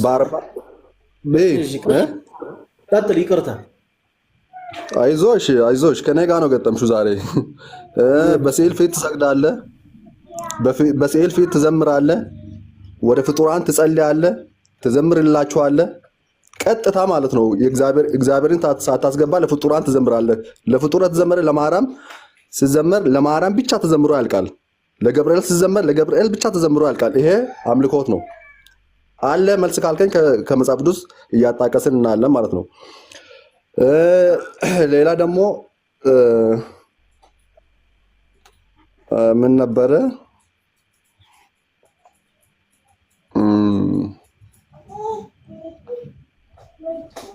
በቃ ብዙ እንትኖች አሉ። ያው ገድላትንም ማንሳት እንችላለን። ያው ብዙ ነገሮች አሉ። እዚህ ላይ አሁን ማውራት እንችላለን ከፈለክ። ስግደቱ ላይ ያላነሳዋቸው ብዙ ቢኖሩ አሉ፣ በጣም ብዙ ናቸው። ግን አሁን ያው እነሱ ለማቅረብ አልተዘጋጀውም፣ ከቁጥር በላይም ስለሆኑ ማለት ነው። ከቁጥር በላይ ናቸው። እሺ ችግር የለም። ወይም ላዘጋጅ ካልሆነ ላዘጋጅና ነገ የምትገባ ከሆነ እኔ ብዛቱ ማለት ነው ልነግርህ አልችልም። ሰዓት ይወስድብናል። አሁን ቀኑም አያልቅም።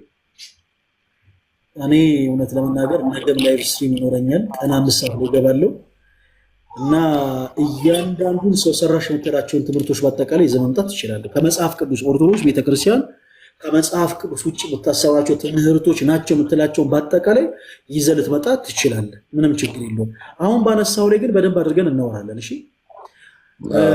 ኦርቶዶክስ ቤተክርስቲያን ከመጽሐፍ ቅዱስ ውጭ ከምን ውጭ ኩካይ ከመጽሐፍ ቅዱስ ውጭ ከመጽሐፍ ቅዱስ ውጭ የምታሰብረው ትምህርት አለ ወይ ስንል አዎ አለ አልከን እና ካነሳዎቹ የመጀመሪያዎቹ አንዱ ስግደት ነው። ለቅዱሳን ወይም ደግሞ ለፍጡር የሚቀርብ ስግደት፣ የአምልኮ ስግደት እሱ ፍጹም መጽሐፍ ቅዱስ መሰረት የለውም ብለናል።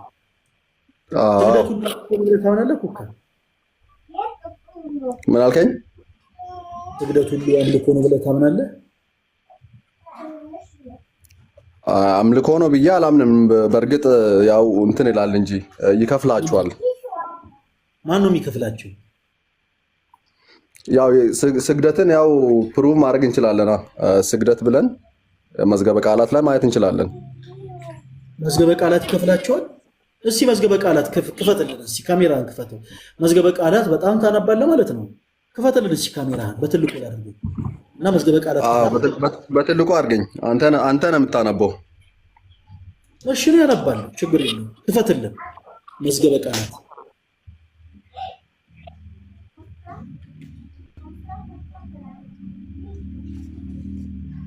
ካሜራውን ክፈተው። ይታያል። ካሜራህን አልከፈትከውም። እሺ ቆይ ሴቭ በለው። ካሜራህን ትከፍትና ሴቭ ስትለው ይከፍትልሃል። ሴቭ ሳትለው አይከፍትልህም። ካሜራህን ክፈተው። ቆይ ፍሮንት አድርገው። እሺ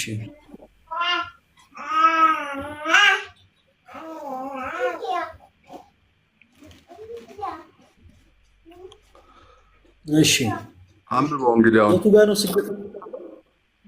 ስግደትን የሚከፍልበት ምኑ ጋር ነው? ስፔሲፊክ ደግሞ ጠቁመኝ፣ አነበዋለሁ። ስግደትን ይከፍለዋል ያልከኝ ምኑ ጋር ነው? እስቲ የቱ ጋር ላንብበው? እሺ ቆይ ራስን ላስተካክልና ታነበዋለህ። እሺ አነበዋለሁ። እሺ የትኛውን ላንብብልህ?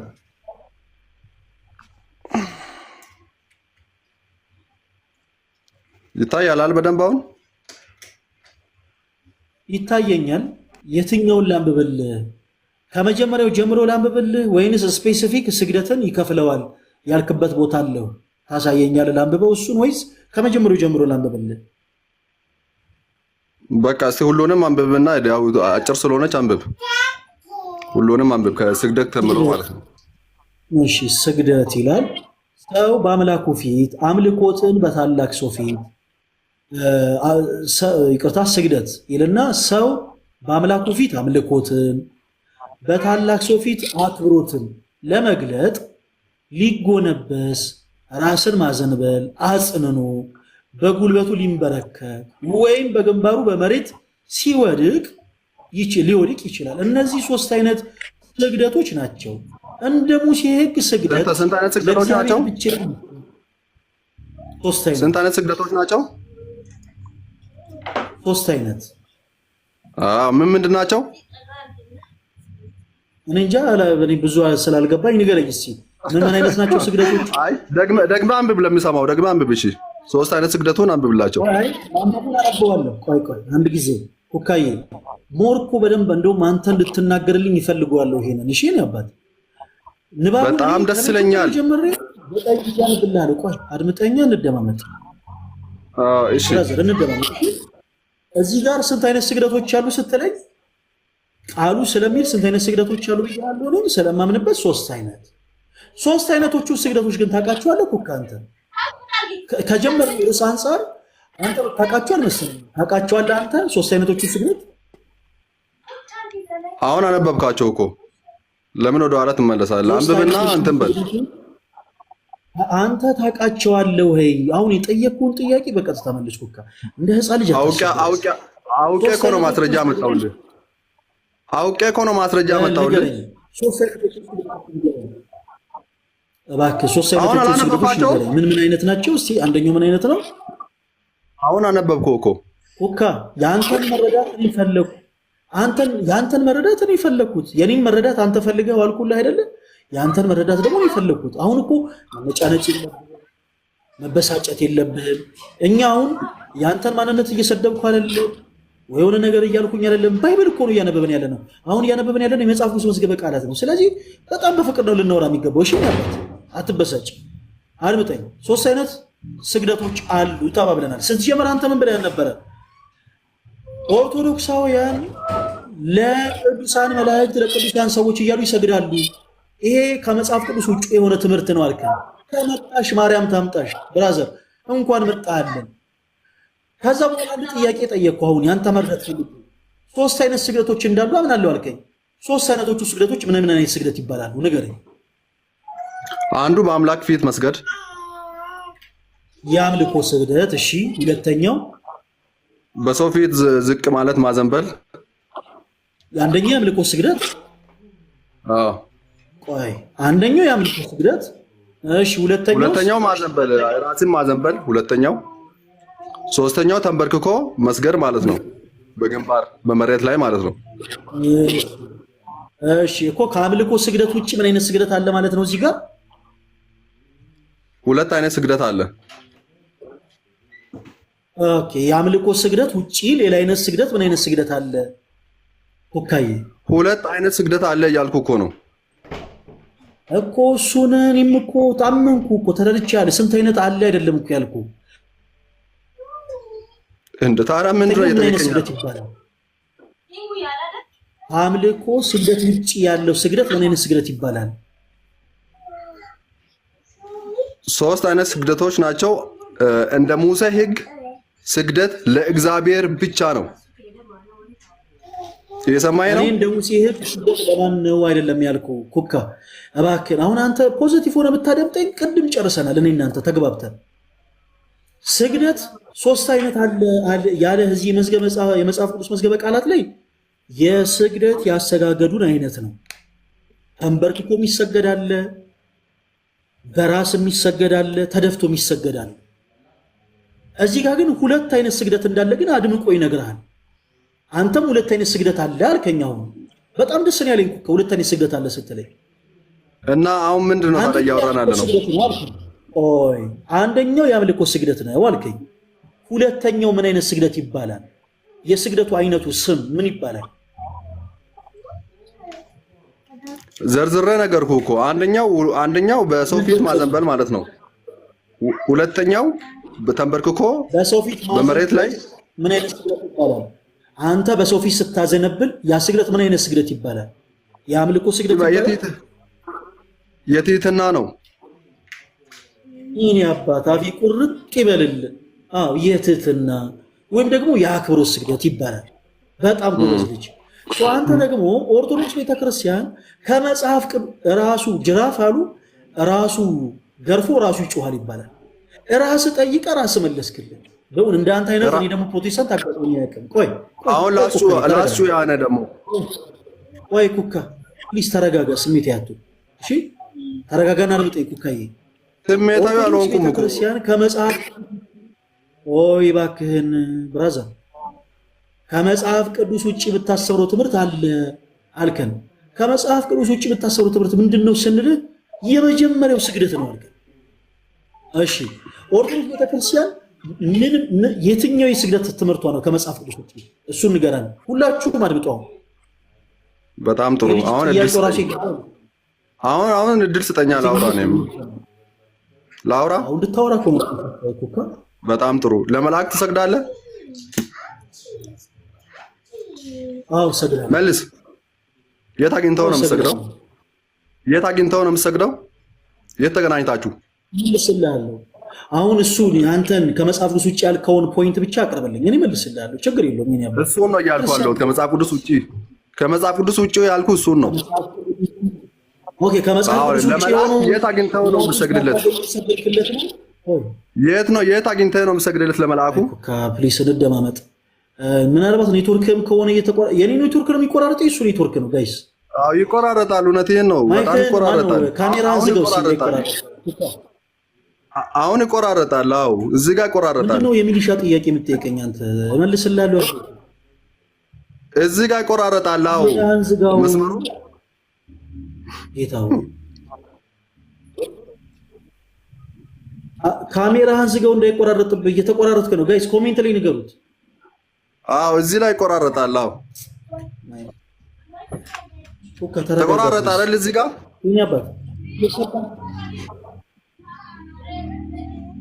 መልስልኝ። የት አግኝተው ነው ለመልአኩ የምትሰግድለት? እኔ አንድ ነገር ልትደርሰው ይችላል። እሺ የእንዳንተ አይነት ሰዎች ልጅነታችሁን ለማብሰል አይደለም ወገተፈቱ ተቻለ ነው የምትሰግድለት። ሆላይ አትጮ ኩካ ወጥቶ ተረጋጋና አድምጥ። ብራዘር የታግኝተህ ነው የምትሰግድለት? አትመልስም እንደ ሰው እየሰማ እኮ ነው። ማይክል ታደርገው መልስ። እመልስልሃለሁ። ማይክል ታደርገው ኩካ ጌታው እባካችሁን አንዳንዴ የሰባ ሐሳብ አንስታችሁ መስሏችሁ ከሆነ ፕሊስ አትሞኙ። እሺ አካጂዝ አሁን ጀለስ በቃ የሆነ በቃ ታገኝ ምናምን ለምን ዲስማች ራሳችሁን ተሞኛላችሁ ጋይስ። በመደማመጥ እኮ መውራት እንችላለን። በደንብ አድምጡ። አሁን ጥያቄውን እንመልስለታለን። ግን አንድ እንድትረዱ የምፈልገው ነገር አለ እዚህ ጋር። ወንድማችን ሲገባ የገባበትን ሐሳብ ኦልሬዲ ቀይሮታል። አንድ ሐሳብ አሻሽሏል።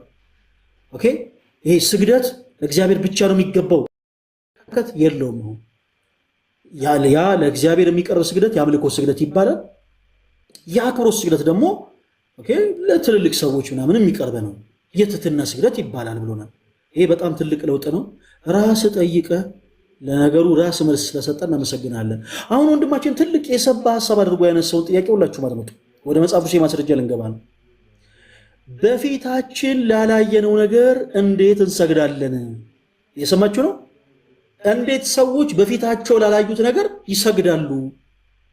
በፊታቸው ላላዩት ነገር ለምሳሌ ኦርቶዶክስ ለቅዱሳን መላእክት የአክብሮት ስግደትን ይሰግዳሉ። ኦፍ ኮርስ ቅዱሳን መላእክትን ግን የታያችኋቸው እያለን ነው ጀለስ።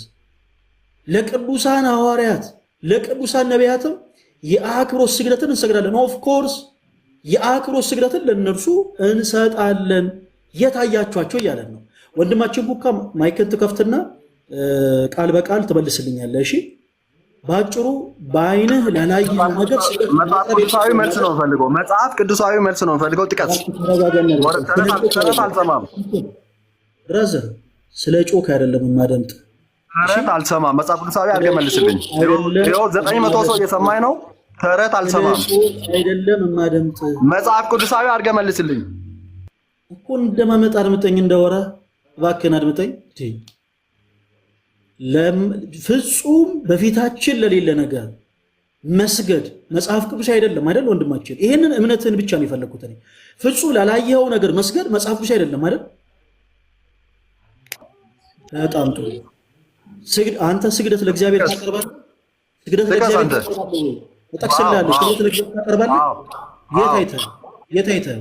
በሁሉም ቦታ እግዚአብሔር ስላለ፣ በሁሉም ቦታ እግዚአብሔር ስላለ፣ በሁሉም ቦታ ስላየ በመንፈስ አየዋለሁኝ። እንዳንተ አይደለሁም። በመንፈስ አየዋለሁኝ ኢየሱስን። አሁንም ኢየሱስን በመንፈስ አሁንም አየዋለሁ። ኢየሱስ በሁሉም ቦታ ይገኛል። ሙሉ ኢትዮጵያ ውስጥ ያለ 20 ሚሊዮን ኢየሱስ ክርስቶስን የት አይቶ የሚሰግደው? ይኸውልህ ያነሳው ጥያቄ ዲስማች የጅል ጥያቄ ነው፣ የሞኝ ጥያቄ ነው። ልክ የሆነ ጀግና ጥያቄ ያነሳ አድርጋ አካኪ ዘረፋት ብለሽ የኔ አባት፣ እኛ ክርስቲያኖች ነን። መጽሐፍ ቅዱስን በደንብ ብጥር ፍትፍት አድርጋ ያጎርሳሉ። ምን ብለሱ እግዚአብሔር በሁሉም ቦታ ስለሚገኝ ይሰግድለታል። ኖ ወሬ አያስፈልግም ነው። መጽሐፍ ቅዱስን ክፈት። ማይክ ሚዩት ያደረኩት ስለሚረብሽ ነው። ጫጫታ አንተ ጋር እኔ አነባለሁ። መጽሐፍ ቅዱስን ክፈት። ቶሎ በል። ካሜራን ክፈት። ሁላችሁም ተከታተሉ። አሁን እሺ፣ ሰዎች በመጽሐፍ ቅዱስ ላይ ላዩትም ነገር ላላዩትም ነገር እንደሰገዱ የመጽሐፍ ቅዱስ ማስረጃ ይሰጣቸዋል። ዊ አር ክርስቲያንስ። ክርስቲያኖች ሰዎች ደስ ይላል። እኛ ፕሮቴስታንቶች አይደለንም። ይሰመርበት። ኦኬ፣ መጽሐፍ ቅዱስ አማኞች ነን። ሁካ አትረብሽ። ካሜራህን ክፈተው። መጽሐፍ ቅዱስን መጽሐፈ ዜና መዋዕል ቀዳማዊ ምዕራፍ 29 ቁጥር 20 ላይ ታውጣልኛለህ። ቶሎ በሉ። ካሜራን ትከፍታለህ። የሰጠውን ጥቅስ ብቻ ትከፍተዋለህ። አሁን ወንድማችን የሰባ ሐሳብ ያነሳ መስሎት ምን አለ መሰላችሁ? አካጂ ዘራፍ ሲል እናንተ ልጅ የምትጫወት ከሆነ ታች ነው ማስወረድ። የመጽሐፍ ቅዱሱን ክፍል የምታነብ ከሆነ ካሜራን ክፈተው። ካሜራን ክፈትና መጽሐፍ ቅዱስ ክፍሉን አንብብልን። ሌላ ልጅ መጫወት የለብህ። የልጅ ሙድ የምታራምድ ከሆነ ታች አስወርዳለሁ። ደግሜ ያላስጠነቅቅህም። ወንድማችን ኩካ ልጅ ሲያጫወተው አደገኛ ጥያቄ ያነሳ መስሎት፣ የሰባ ሐሳብ ያነሳ መስሎት ምን አይነት ጥያቄ ነበር ያነሳው? በመጀመሪያ ስግደት ፍጹም መጽሐፍ ቅዱስ አይደለም ማለት ነው። ኦኬ፣ ስንጀምር በመጀመሪያ ስግደት ፍጹም መጽሐፍ ቅዱስ አይደለም። ለቅዱሳን ብላችሁ የምትሰግዱ ስግደት በቃ ባጭሩ መጽሐፍ ቅዱስ አይደለም። አሁን ምውት እያረክዝም ታችሁረድ። ካሜራህን ክፈትና የመጽሐፍ ቅዱስ ማስረጃ ነው አወጣ ብዬሃለሁ። አንተ መጽሐፍ ቅዱስ ማስረጃን ከማውጣት ይልቅ አካኪ ዘራፍ ማለትን ስለሆነ የመረጥኩ አስወርዳለሁ። እታችሁረድ። ሌሎቻችሁ አድምጡ። እዚህ ውስጥ ያላችሁ ፕሮቴስታንቶችም አድምጡ። እንዲህ አይነት ጥያቄ መጽሐፍ ቅዱሳዊ ሐሳቦችን ስንወይ በነገራችን ላይ የሰባ ሐሳቡ ነው አይደለም። በጣም የልጅ ጥያቄ ነው። ወንድማችን በመጀመሪያ ሲገባ ስግደት ለቅዱሳን የሚቀርበው ስግደት በአጠቃላይ መጽሐፍ ቅዱሳዊ መሰረት የለውም ማለት ኦኬ፣ ከሌለው እስቲ ማስረጃ ስጠን ስንለው የመጽሐፍ ቅዱስ መዝገበ ቃላትን ሲያገላብጥ ወንድማችን ከኛ ከክርስቲያኖች ጋር ሲያወራ ማንበብ ጀመረ። ማንበብ ሲጀምር በሚገርም ሁኔታ በመጽሐፍ ቅዱስ ላይ ኦኬ ለቅዱሳን ስግደት እንደሚገባና ለነሱም ደግሞ የሚቀርበው ስግደት የአክብሮት ስግደት ተብሎ እንደሚጠራ ተመለከተ።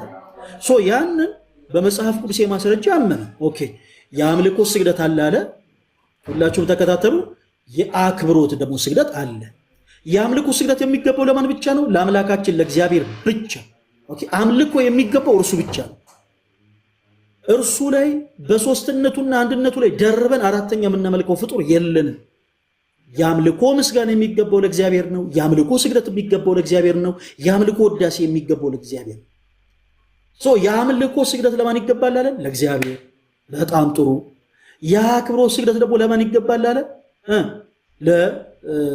አክብሮት ለሚገባው ሰው ለትሕትና የምንሰግደው ያ የአክብሮት ስግደት ይገባል አለ። ለቅዱሳን ማለት አልፈለገም፣ አናስገድደው። ወንድማችን ከዛ ሮጥ ሄደና ደግሞ በዚህ በኩል መጽሐፍ ቅዱሳዊ ማስረጃዎች እንደሌሉት ሲያረዳ ምን አለ መሰላችሁ? የሰባ ሐሳብ ያነሳ መስሎት እናንተ ቅዱሳን መላእክትን ሳታዩ ነው የምትሰግዱት። ከየት አመጣ? አምጣ ማስረጃ አለ። የሰባ ሐሳብ ያነሳ መስሎት ማለት ነው። እኛ ክርስቲያኖች ነን። ሁላችሁም ኮሜንት ላይ ዊ አር ኦርቶዶክስ ክርስቲያን እያላችሁ ጻፉ። ሁላችሁ አንድ ሰው ሳይቀር በቃ ኦርቶዶክስ የሆንክ በአጠቃላይ ይሁን በክርስትና ኩርት ብለህ ኦርቶዶክሳዊ ነኝ እያልክ ጻፍ። እኛ ክርስቲያኖች ነን ብራዘር።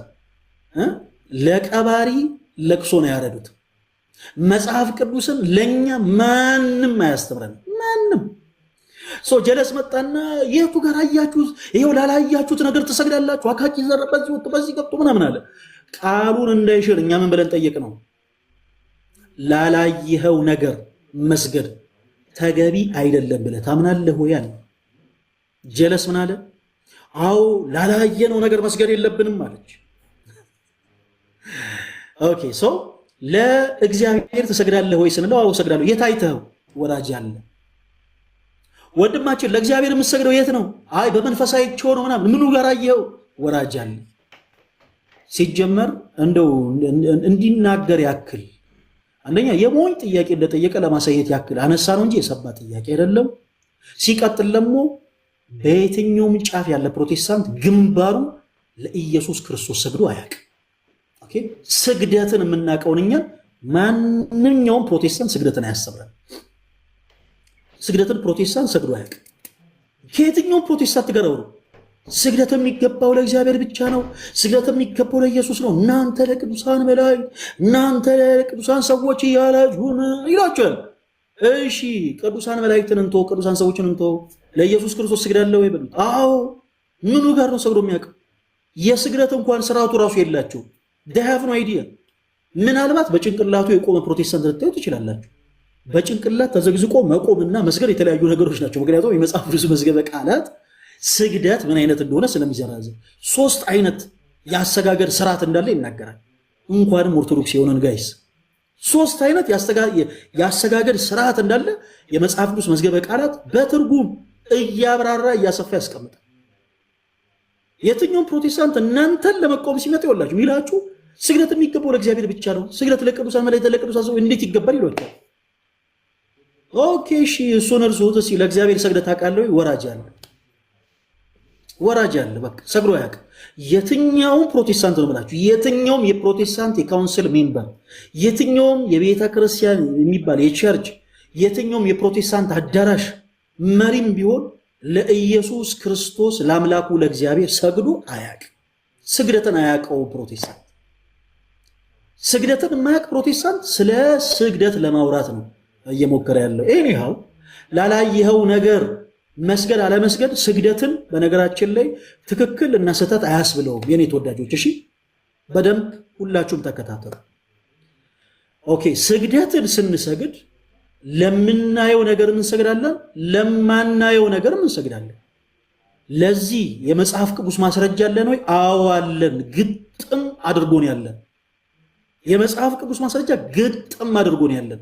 ሁልህም መጽሐፍ ቅዱስን ትገልጣለህ። መጽሐፈ ዜና መዋዕል ቀዳማዊ ምዕራፍ 29 ቁጥር 20 ላይ ዳዊትም ጉባኤውን ሁሉ አምላካችሁ እግዚአብሔርን አመስግኑ አላቸው።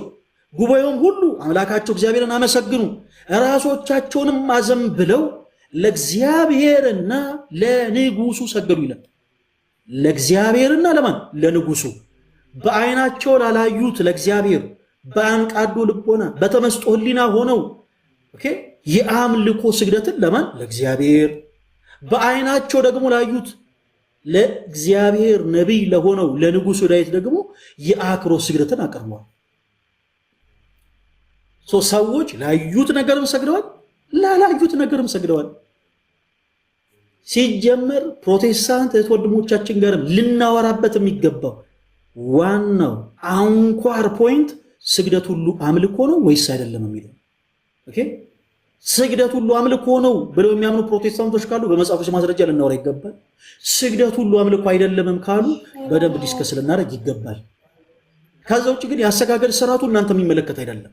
ለወንድማችን እንደው ይህ በጣም እንደው የሞኝ አይነት ሙስ ሲያራምድ ስለነበረ እንደው እንደ ሞኝነቱ ቆይ ፕሊዝ ተረጋጋ ምናምን ብለን ልናስረዳው ሞከረን እንጂ የአሰጋገድ ስርዓቱ እሱ የሚመለከተው አይደለም። የአሰጋገድ ስርዓታችን የኢትዮጵያ ኦርቶዶክስ ተዋሕዶ ቤተክርስቲያን የአሰጋገድ ስርዓታችን ላመኑ ሰዎች የተቀመጠ እንጂ ላላመኑ ሰዎች የተቀመጠ ሕግ አይደለም። ጀለስ በመጀመሪያ ማመን ይጠበቅብሃል። ስለዚህ እንዲህ አይነት ነገሮችን ስታወሩ ባካችሁ ምክንያት የሆኑ ፕሮቴስታንቶች ወንድሞች ተመልከቱ። ስንት ሰዓት ነው ላይቭ የከፈት ነው? 5 ሰዓት። አሁን ኦልሞስት 9 ሰዓት ሊሆን ነው። አንድ ዶግማቲክ የሆነ ፖይንት እንኳን ያነሳ የለም። ስለ ነገረ ድህነት ትምህርታችን ኮርቶ ደፍሮ ትምህርታችሁ መጽሐፍ ቅዱስ መሰረት የለውም ያለ ሰው እንኳን የለም። ሁሉም ይመጣል የሚያነሳው ስለ ስግደት፣ ሁሉም ይመጣል የሚያነሳው ስለ ስዕል፣ ይመጣል የሚያነሳው ስለ ዝክር። ቅድም እንደውም ተነስቶ ነበረ ስለ ዝክርም እንደውም ለማንሳት ሞክሬ ነበረ፣ ቸኩለው ወረዱ እና ፕሊስ እባካችሁን ምክንያታዊ ሁኑ። በነገራችን ላይ ለእያንዳንዳችሁ ለፕሮቴስታንቶች ወንድሞች ከዚህ የበለጠ እድል የለም። ኦርቶዶክስ ቤተክርስቲያን ከመጽሐፍ ቅዱስ ውጭ የምታሰብረው ትምህርት አለ ወይ ብለን ላይቫችንን ከፍተን ይሄንንም አድል ሁላችሁም ተሸምታችሁ ነው መጣችሁ። ይሄው ይሄ ትምህርታችሁ ከመጽሐፍ ቅዱስ ውጭ ነው ልትሉ የሚገባው ስሜት የሆናችሁ አይደለም። ኦኬ ዝም ብሎ ይሄ ያለ አይደለም። በየመንደሩ አፋቸው እንደሚከፍቱ ሰዎች ክፍታፍ ሆናችሁ አይደለም። ፖላይት ሆናችሁ በመጽሐፍ ቅዱስ የማስረጃ ልታሳዩ ይገባል። ለአንድ ሰው የመጨረሻ እድል እሰጣለሁ። የዛሬውን ላይፋችን እናጠነቃቀልን ጋይስ። ሁሌ ከሰኞ እስከ ዓርብ ቀን 5 ሰዓት ላይ ላይቭ ስትሪም ይሆናል። ሁላችሁም ቀን 5 ሰዓት ላይ በተለይ በመላው ዓለም ያላችሁ ኦርቶዶክሳውያን በኢትዮጵያ ቀን 5 ሰዓት ሲል እየመጣችሁ ላይቭ በደንብ አቅም እንዲኖረው ሁላችሁ በደንብ ኮፒ ሊንክ፣ በደንብ ሼር፣ በደንብ ሪፖስት አድርጉት። ሁላችሁ ለአንድ ሰው እድል እሰጣለሁ። ለአንድ ሰው ኦርቶዶክስ ቤተክርስቲያን ከመጽሐፍ ቅዱስ ውጭ የምታሰብረው ትምህርት አለ ብላችሁ የምታምኑ ሰዎች ካላችሁ እድል እሰጣለሁ። ፕሮቴስታንቶች አንዳንድ ቁጥር ጻፉልኝ። ለአንድ ሰው ብቻ እድል እሰጣለሁ፣ ሰዓት ስለሌለ ማለት ነው። እሺ ነገ ደግሞ በደንብ በሰፊው እናወራለን። አንድ ቁጥር ጽፋችሁ ኦርቶዶክስን የምትሉ ሰዓት ስለሌለ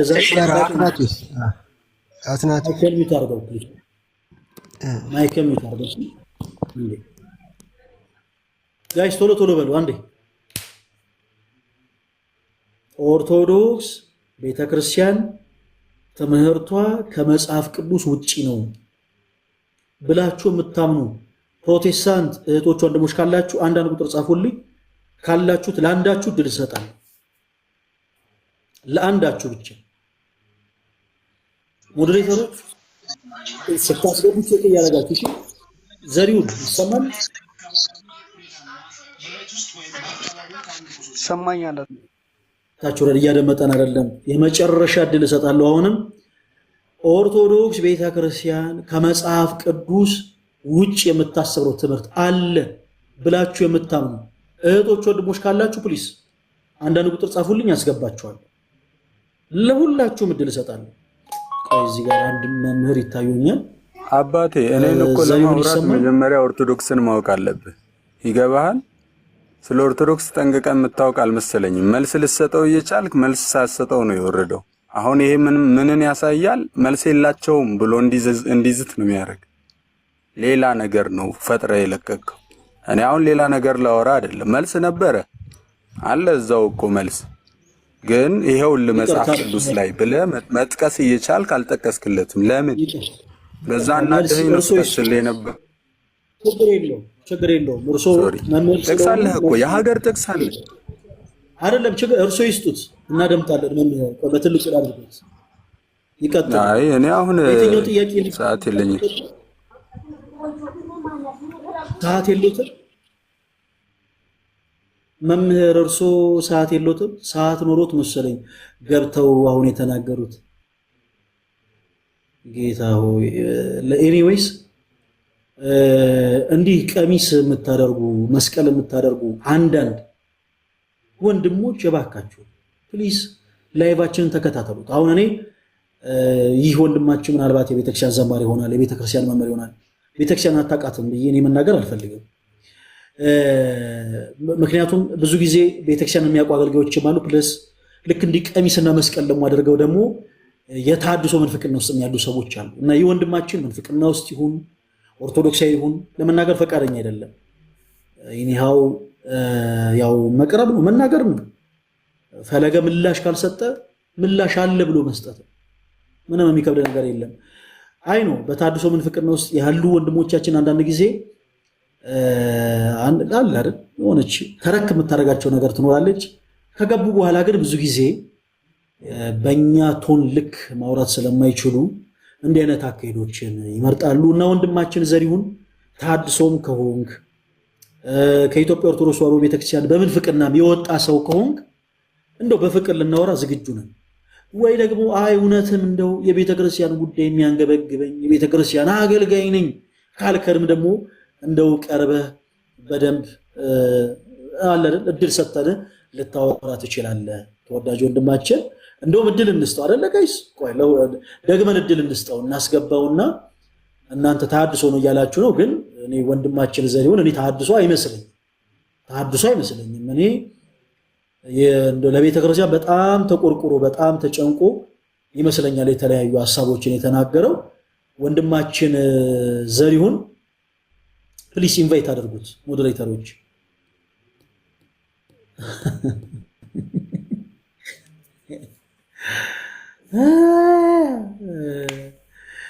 እሺ እኔም ችግር የለውም። በነገራችን ላይ እዚህ ጋር አንድ ነገር ልንገራችሁ የኔ ተወዳጆች፣ እኛ እግዚአብሔር በሚያውቀው ላይቭ ስትሪም ስንከፍት የትኛውንም ፕሮቴስታንት የትኛውንም በተሐድሶ ምንፍቅና ላይ ያለን ሰው ለማበሳጨት ለማናደድ ብለን አይደለም ላይቭ ስትሪም የምንከፍተው። ወንጌል ሰዎችን ማብሸቂያ አይደለም። ወንጌል ሰዎችን የምናስተምርበት ቃል ነው። ወንጌል ሰዎችን ከወደቁበት ድቅድቅ ጨለማ ወደሚደነቅ ብርሃን የምናሸጋግርበት ቃል ነው። ላይቭ ስትሪም ስንከፍት ግን የምትበሳጩ ፕሮቴስታንቶች ካላችሁ፣ የምትበሳጩ ተሐድሶች ካላችሁ ምንም ልንረዳችሁ አንችልም። እኛ ላይቭ የምንከፍተው እናንተ እንድትበሳጩ አይደለም፣ ይልቁኑ እንድትማሩ የተሻለ አለለ የኦርቶዶክሳዊ አረዳደድ ይኖራችሁ ኦርቶዶክስ ቤተክርስቲያን እንድትረዷት ነው። ከተበሳጫችሁ ግን ልንረዳችሁ አንችልም። ኦኬ፣ እንደዛ ባይሆን ይመረጣል። ከተበሳጫችሁ ምንም ማድረግ አይቻልም። የኦርቶዶክስ ቤተክርስቲያን አስተምህሮን ሰዎች በአጠቃላይ እስኪያውቁት ድረስ እንዴት ልበላችሁ፣ ስጋችን አፈር እስከሚለብስ ድረስ እግዚአብሔር ይርዳን። ሁላችሁም ጸሎት አድርጉልን። ስጋችን አፈር እስከሚገባ ድረስ ሳናቋርጥ በመስከር የምንፈልገው ነገር ነው።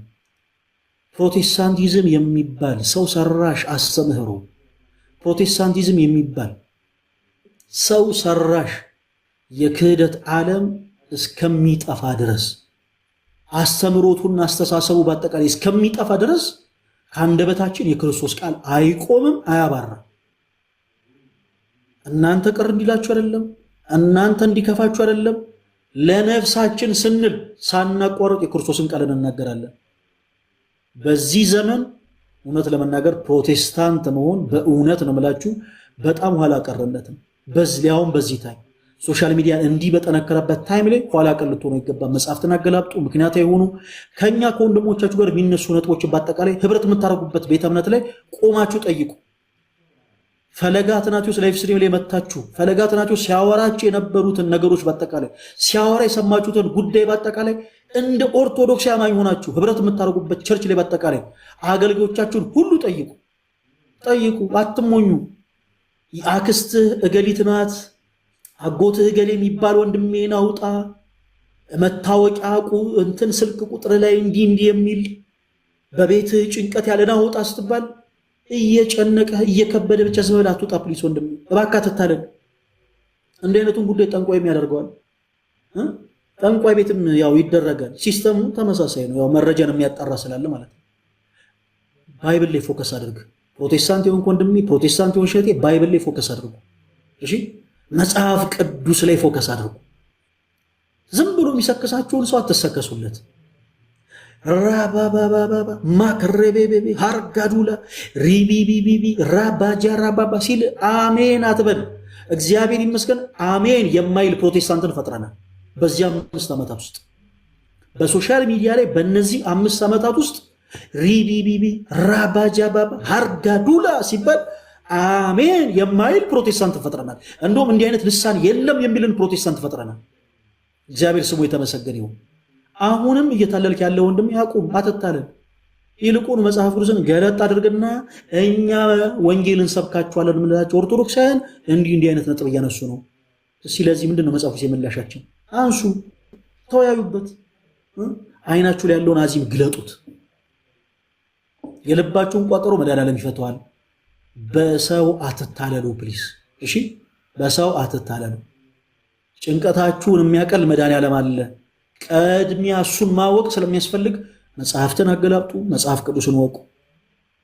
ፕሮቴስታንቲዝም የሚባል የክደት አስተምሮ በአጠቃላይ ከኢትዮጵያ አይደለም ከዓለም እስኪጠፋ ድረስ አስተሳሰቡ አስተምሮ ሰው እንዲጠፋ አይደለም። እሺ እኔ ተወዳጅ ደግሞ ሰው እንዲጠፋ ምናምን እንዳትሉ። ሰው ሳይሆን አስተምህሮና አስተሳሰቡ ግን እስኪጠፋ ድረስ የክርስቶስን ቃል ከአንደበታችን አናቋርጥም፣ ዘወትር እንናገራለን።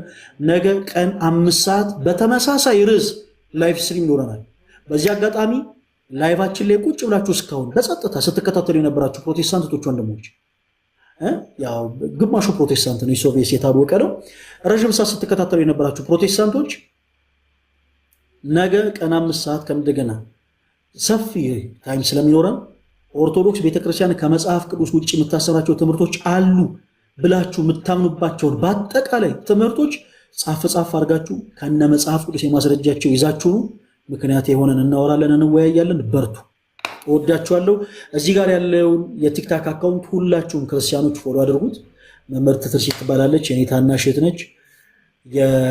የበገና መንፈሳዊ መሳሪያ መምህርት ነች። ታስተምራለች። የተለያዩ መንፈሳዊ መሳሪያዎችን ከበሮንም ጭምር ታስተምራለች። እና በዚህ ክረምት አዲስ አበባ ላይም ሆናችሁ መማር የምትፈልጉት ወንድሞች ኮንታክት አድርጓት። በገና መማር የምትፈልጉ፣ ከበሮ መማር የምትፈልጉ፣ በቤተ ክርስቲያን ጉባኤያት ላይ ስትሳተፉ መዝሙር ሲዘመር ከበሮ መምታት እየፈለጋችሁ ሳትችሉ የቀራችሁት ወንድሞች መማር ከፈለጋችሁ እሷን ኮንታክት አድርጓት፣ ታስተምራችኋለች። እንዲሁም ደግሞ በውጭ ዓለም ያላችሁት ወንድሞችን ልጆቻችሁ እንደው አላስፈላጊ በሆኑ ነገሮች ላይ እንዲውሉ ከማድረግ ይልቅ ኦንላይን የበገና ትምህርቶች፣ ሌሎች መንፈሳዊ የሆኑ መሳሪያዎችንም ጭምር እንዲማሩ የምትፈልጉ ከሆነ እሷን ኮንታክት አድርጓት። የኮሚሽን እኔ ሌላ ጊዜ እሷን እቀበላታለሁ። ፎሎ ያላደረጋችኋት ሁላችሁ ፎሎ አድርጓት። እወዳችኋለሁ።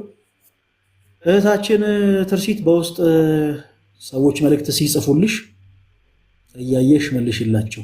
እሺ፣ እንደሰማሽኝ ተስፋ አደርጋለሁ። አለሽ ትርሲት? አዎ አለ። እሺ መልሳለሁ። መልካም። ሁላችሁንም ወዳችኋለሁ። የጌታችን የኢየሱስ ክርስቶስ ጸጋና ሰላም ከሁላችን ጋር ይሁን። ደህና ሁኑ። ባይ ባይ። ነገ ቀን 5 ሰዓት ሁላችሁም እንዳትቀሩ እሺ። ቀን 5 ሰዓት ላይ ሁላችሁም አንድ ላይ ተገናኝተን ላይቭ ያው ቫይራል እንዲሆን ማድረግ ይኖርብናል። የኔ ተወዳጆች ሁላችሁም እንዳትቀሩ። 5 ሰዓት ላይ ቀን 5 ሰዓት ላይ ከሰኞ እስከ ዓርብ በተከታታይ ስላለን ሁላችሁም እንዳትቀሩ። ኦኬ።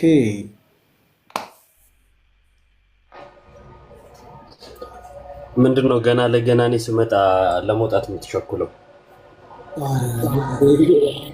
ያንተ መጥተህ ስራት አይሞችስ ብቁ። እስቲ የተወሰኑ ፕሮቴስታንቶችን አስገባ። አንድ ሰዓት ምናምን ስላለ እንቀጥላለን። በዚሁ ርዕስ ነው ወይስ ሌላ ርዕስ አለ? በዚሁ ርዕስ። ኧረ በደስታ ኦርቶዶክስ ጎጂ ባህል ነው። ኧረ አውቄ ነው። ኧረ ቆይ ኦርቶዶክስ ጎጂ ባህል እናስገባዋለን ትላለህ? ይሄ እኮ እንትን እኮ ነው። እሺ ከገባ እናወራዋለን። ጎጂ ባህል ነው። በነገራችን ላይ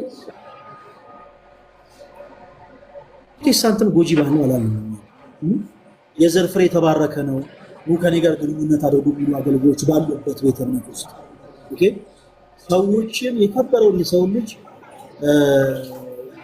አላለ ሽንትና ሰገራ ሰዎች በሚያበሉበት በዚህ ታይም ላይ ጎጂ ባህል ነው አለ።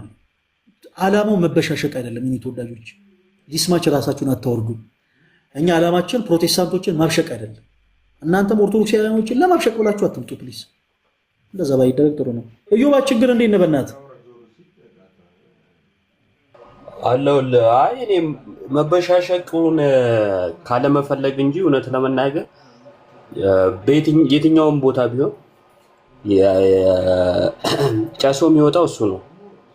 በደንብ ቪዲዮ ከፍተን ማሳየት እንችላለን።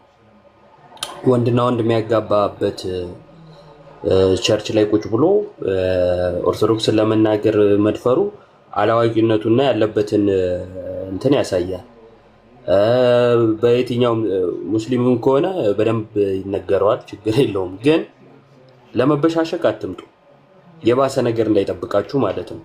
የሰውን እምነት ባንቋሸሻችሁ ቁጥር ልክ እንደናንተ መናገር የሚችል ሰው አለ እና ልክ ሲናገር የእናንተ እምነት ደግሞ እንደተሰደበ ሆናችሁ ማለቃቀስ አይገባም። በቃ ትምህርት ነው የተነሳው፣ ትምህርት ላይ ማውራት፣ ሌላ ነገር የለውም እኮ።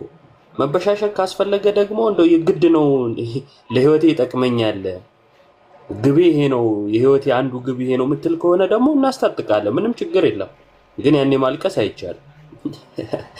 እና ተረጋጋ ምናምን ወንድማችን ወይ እህታችን እንደዚህ የጻፋችሁ ኦርቶዶክሳዊነት ውስጣቸው ለታወረባቸው ለማያውቁ ታሪክ ለማያውቁ መጽሐፍ ቅዱስ ለማያውቁ የአባቶቻችንን ታሪክ የሐዋርያቱን ከሐዋርያት በኋላ የተነሱ የአባቶችን ታሪክ ለማያውቁ ሊመስላቸው ይችላል። ያላወቀ ቢመስለው አይገርምም፣ አለማወቁ ስለሆነ ማለት ነው። ላወቁት ግን በቸርች ደረጃ ቸርች ላይ ሆነው የኢትዮጵያ ኦርቶዶክስ ተዋሕዶ ቤተክርስቲያንን የሚያበረታታ የራሳቸውን ትምህርት ደግሞ ባዶነት የሚያሳይ ስብከት እየተሰበከ ነው በፕሮቴስታንቱ አዳራሽ። ተመልክታችሁ ከሆነ ማለት ነው። አሁን ባለፈው አንድ ሰው ጥናት አድርጎ የተናገረውን ሲናገር ያገኘውን ሲናገር የፕሮቴስታንት ውስጥ ያለ አስተምህሮ ከአባቶች ትምህርት የወጣ ሐዋርያቱ የማያውቁት ግለኝነት የበዛበት እንደሆነ ተናግሯል። የት? ኦርቶዶክስ መድረክ ላይ አይደለም፣ እዛው ፕሮቴስታንት ቸርች ውስጥ። አያችሁ፣ ገና ይመሰከራል። አንድ የውጭ ዜጋ የኢትዮጵያ ኦርቶዶክስ ተዋሕዶ ቤተክርስቲያን ባትኖር አሁን ያላችሁት አትኖርም ብሎ እዚህ መጥቶ በራሳቸው ቸርች ሲነግራቸው ታስታውሳላችሁ። አሁን እነዚህ ትንሽ ነቃ ማለት ሲጀምሩ አይምሯቸው መጠቀም ሲጀምሩ የሚደርሱበት ነው። አያችሁ፣ ትንሽ ማሰብ ሲጀምሩ እና የቻሉ እንደዚህ ይደርሳሉ። እንደዛ መድረስ ያልቻሉት ደግሞ ያለማወቃቸው ልክ መሆኑን ማየት ያስፈልጋል። አይሻ አንድ ነገር ዘግባ ነበረ። ነብዩ መሐመድ ነብይ ብለው የሚያምኑት ማለት ነው። እና ታው ማን ታች ያለው እንዳወራ አታድርገኝ። በቃ ቻው ደህናዋል ልትወጣ ነው መሰለኝ። አንዳንድ ሰው የምር እንድትናገሩት አሁን ማን ነው ኡምራ ነው ምናምን የሚባል አብዱ ነው አብዲ የሚባል ሳክ አሁን መጣ። እኔ አይሻ ከውስጥ ልብሱ ላይ ተፈቀፈቀ የነበረውን ነገር በነግር ትናደዳለህ። ሰይጣን ተገልጦለት ጅብሪል ነው ብሎ የሚስቱ ጭን ስር ይደበቅ እንደነበረ በነግር ትናደዳለህ። ግን እውነት ነው። እንዲህ እንድናገር አታደርገኛ። ከትምህርት ላይ ለማውራት ከሆነ ፍላጎት ትምህርት ላይ ብቻ አውራ። ማላገጡን ምን አመጣው? እና እንዲህ ነው እንትን የምትሉት። ምንድነው ከዮብ ጋር ነው ችግራችሁ አይደል? ፈለገ ጠንቋይ ብላችሁ ለምንድን ነው ኮሜንት ላይ የምትሳደቡት? ምን አድርግ ነው የምትሉት? ምን ፈለገ ጠንቋይ ለምንድን ነው እንደዚህ ብሎ የሚሳደበው? እሺ የኮሜንት ላይ ሆነ አንዱ ይኸው ፈለገ ጠንቋይ ብሎ ስሙ ማን ነው? ኧረ ምንም ስም የለውም። ምንድን ነው የሚለው? ይዘር ነው ምናምን መድኃኒዓለም። አይ እንትን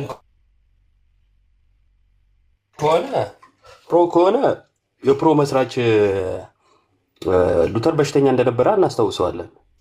በሽተኛ ነበረ፣ አምላኩን ይሳደብ ነበረ። አይ ማሜ ነው ከተባለ ደግሞ እንዴ ድግም ተደርጎበት ይሰቃይ የነበረ ሰው እንደነበረ ደግሞ እናስታውሰዋለን።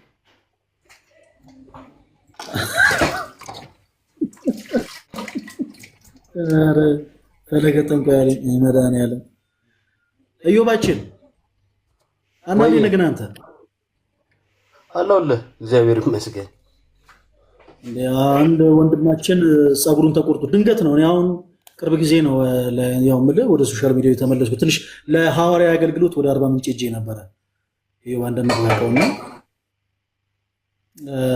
ለሐዋርያ አገልግሎት ሄጄ ከተመለስኩኝ በኋላ ጸጉሩን ተቆርጦ ምናምን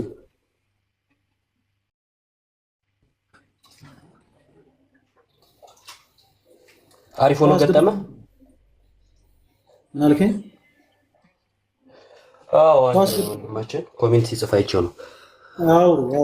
እሺ ወንድማችን ሰላም፣ እንዴት አለ? ይቅርታ ሰላም ነው። እንዴት ናችሁ? አማን ነው አለው። እግዚአብሔር ይመስገን አለን።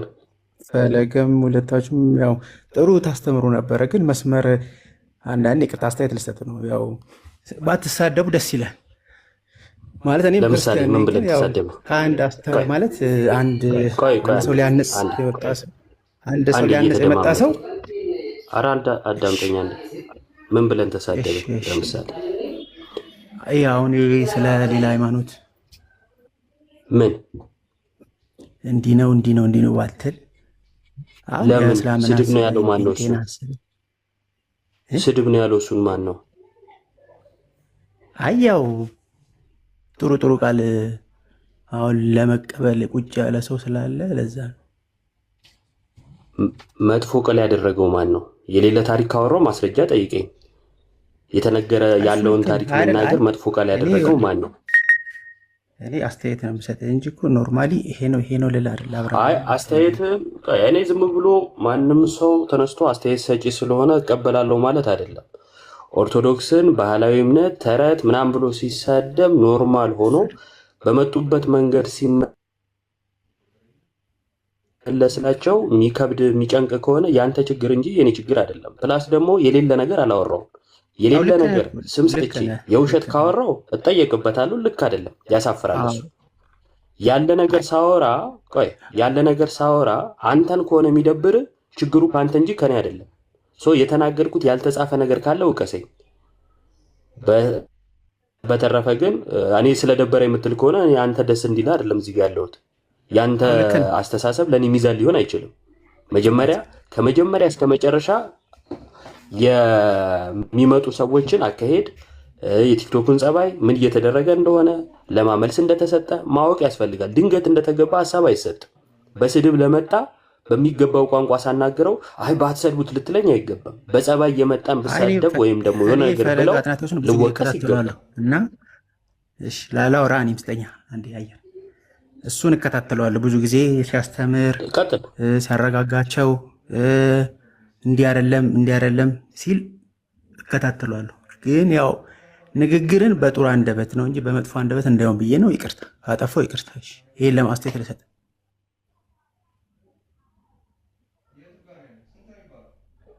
እሺ ስለ አስተያየት እናመሰግናለን። ንግግርን ጥሩና መጥፎ የሚያደርገው ግን ምንድነው ከተባለ አንተ ያለህበት ሁኔታ ነው። ለምሳሌ እኔ ባለሁበት ሁኔታና እኔ በተረዳሁት መረዳት መጥፎ ቃል አልወጣኝም። ሁለቱም በእምነታቸው ላይ ተጻፈው ነው የተናገርኩት። ያለውን ታሪክ ነው የተናገርኩት። ለምንድን ነው የተናገርኩት? በዛ መንገድ ካልተነገረው ማይገባው ትውልድ ስለመጣ ማለት ነው። ለምሳሌ ትምህርት ተነስቶ ሲነገር ትምህርትን መቃወም ይቻላል እኮ አይደለ? ይሄ ትምህርታችሁ ልክ አይደለም ማለት ይቻላል። ባህላዊ እምነት የሚያስብል ነገር ግን አልነበረም። ሊያውም ያልገባ ታች ሆኖ የሚሳደብ ሰው ማለት ነው። ስለዚህ የሚረዳውና ይሄ ሰው የሚገባው አይምሮውን ነካ በሚያደርግ ግን ደግሞ በራሱ ታሪክ ሲነገረው ነው። ይሄ የኔ መረዳት ነው። የኔ መረዳት የኔ ነው እንጂ አንተ አይደለም ወይም ታች ያላችሁ ሰዎች አይደለም። ልክ ያልሆነ ቃል ተናግረሃል ከሆነ ግን ለመታረም ዝግጁ ነኝ። ግን ልክ ያልሆነው ቃል የቱ ነው የሚለውን ማቅረብ ያስፈልጋል። ሁሉም ደግሞ የየራሱ አካሄድ አለው። በዚሁ አጋጣሚ አንድ ነገር ልንገራችሁ እና ጨርሳለሁ። በእኔ ቦታ ስትሆኑና ኮሜንት ላይ ባለ አንድ ሰው ቦታ ስትሆኑ የተለያየ አመለካከት ነው የሚኖራችሁ። ከመጀመሪያው እስከ መጨረሻው ስትኖሩና መሀል ላይ ስትገቡ የተለያየ አመለካከት ነው የሚኖራችሁ።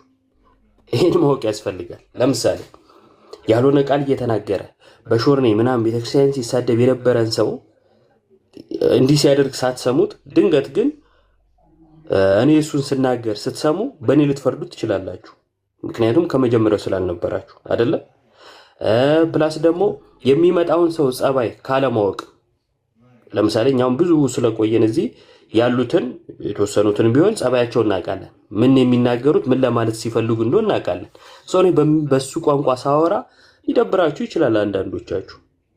ለምን? የእሱን ነገር ስላልተረዳችሁት ወይ ስላላወቃችሁት። ስለዚህ እሱን ለማብራራት እናንተ ጋር ጊዜ መፍጀት አይጠበቅብኝም። ስትቆይ ታውቀዋለህ። ፕላስ ደግሞ ልክ አይደለም ይሄ የኢዮብ አካሄድ ብለህ ያመንክ ወንድሜ ካለ እህቴ ካለሽ እኔ በጣም ደስ የሚለኝ ምን እንደሆነ ታውቃላችሁ? ቤተክርስቲያንን ዲፌንድ የሚያደርግ የሆነ የተወሰነ ነገር መጽሐፍ ቅዱስንም የቤተክርስቲያንም ትምህርት ተምሮ ቤት ከፍቶ ማስተማር በቃ እሱ አሪፍ ነው።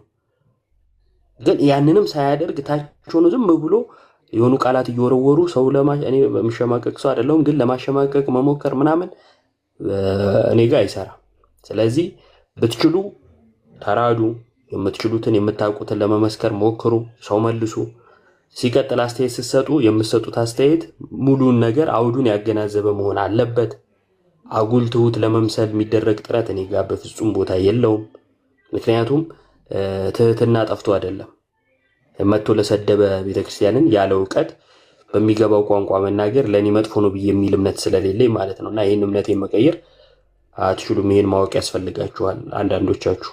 እና ከዚያ የተነሳ ነው ወንድሜ ስለ ሀሳብ አመሰግናለሁ። እኔም አመሰግናለሁ በትህትና ስለስረዳኝ። እግዚአብሔር ያክብራችሁ። ኦቦ ፈለገ እንደንሽ አንድ ሰው አለው በቃ እረፍት አድርጋ። እረፍት ላድርግ። በዚህ አጋጣሚ ተወዳጆች ይኸውላችሁ እንግዲህ ለስሙ ሚዜ ነው እና ይኸው እስከ ዛሬ ድረስ እንዴት ሆንክ ብሎ እንኳን መጥቶ አልጠየቀኝም። አጋጣሚ ኔትወርኩ ቢቆራረጥም ከኔ ጋር ብቻ ነው ጋይስ፣ ከኔ ጋር ብቻ ነው እሱ ድምፅ አይሰማም። እንዴት በየሆነች ነገር ገዝተህ እንዴት መጥተህ እንዴት ለመዳችሁ ወይ?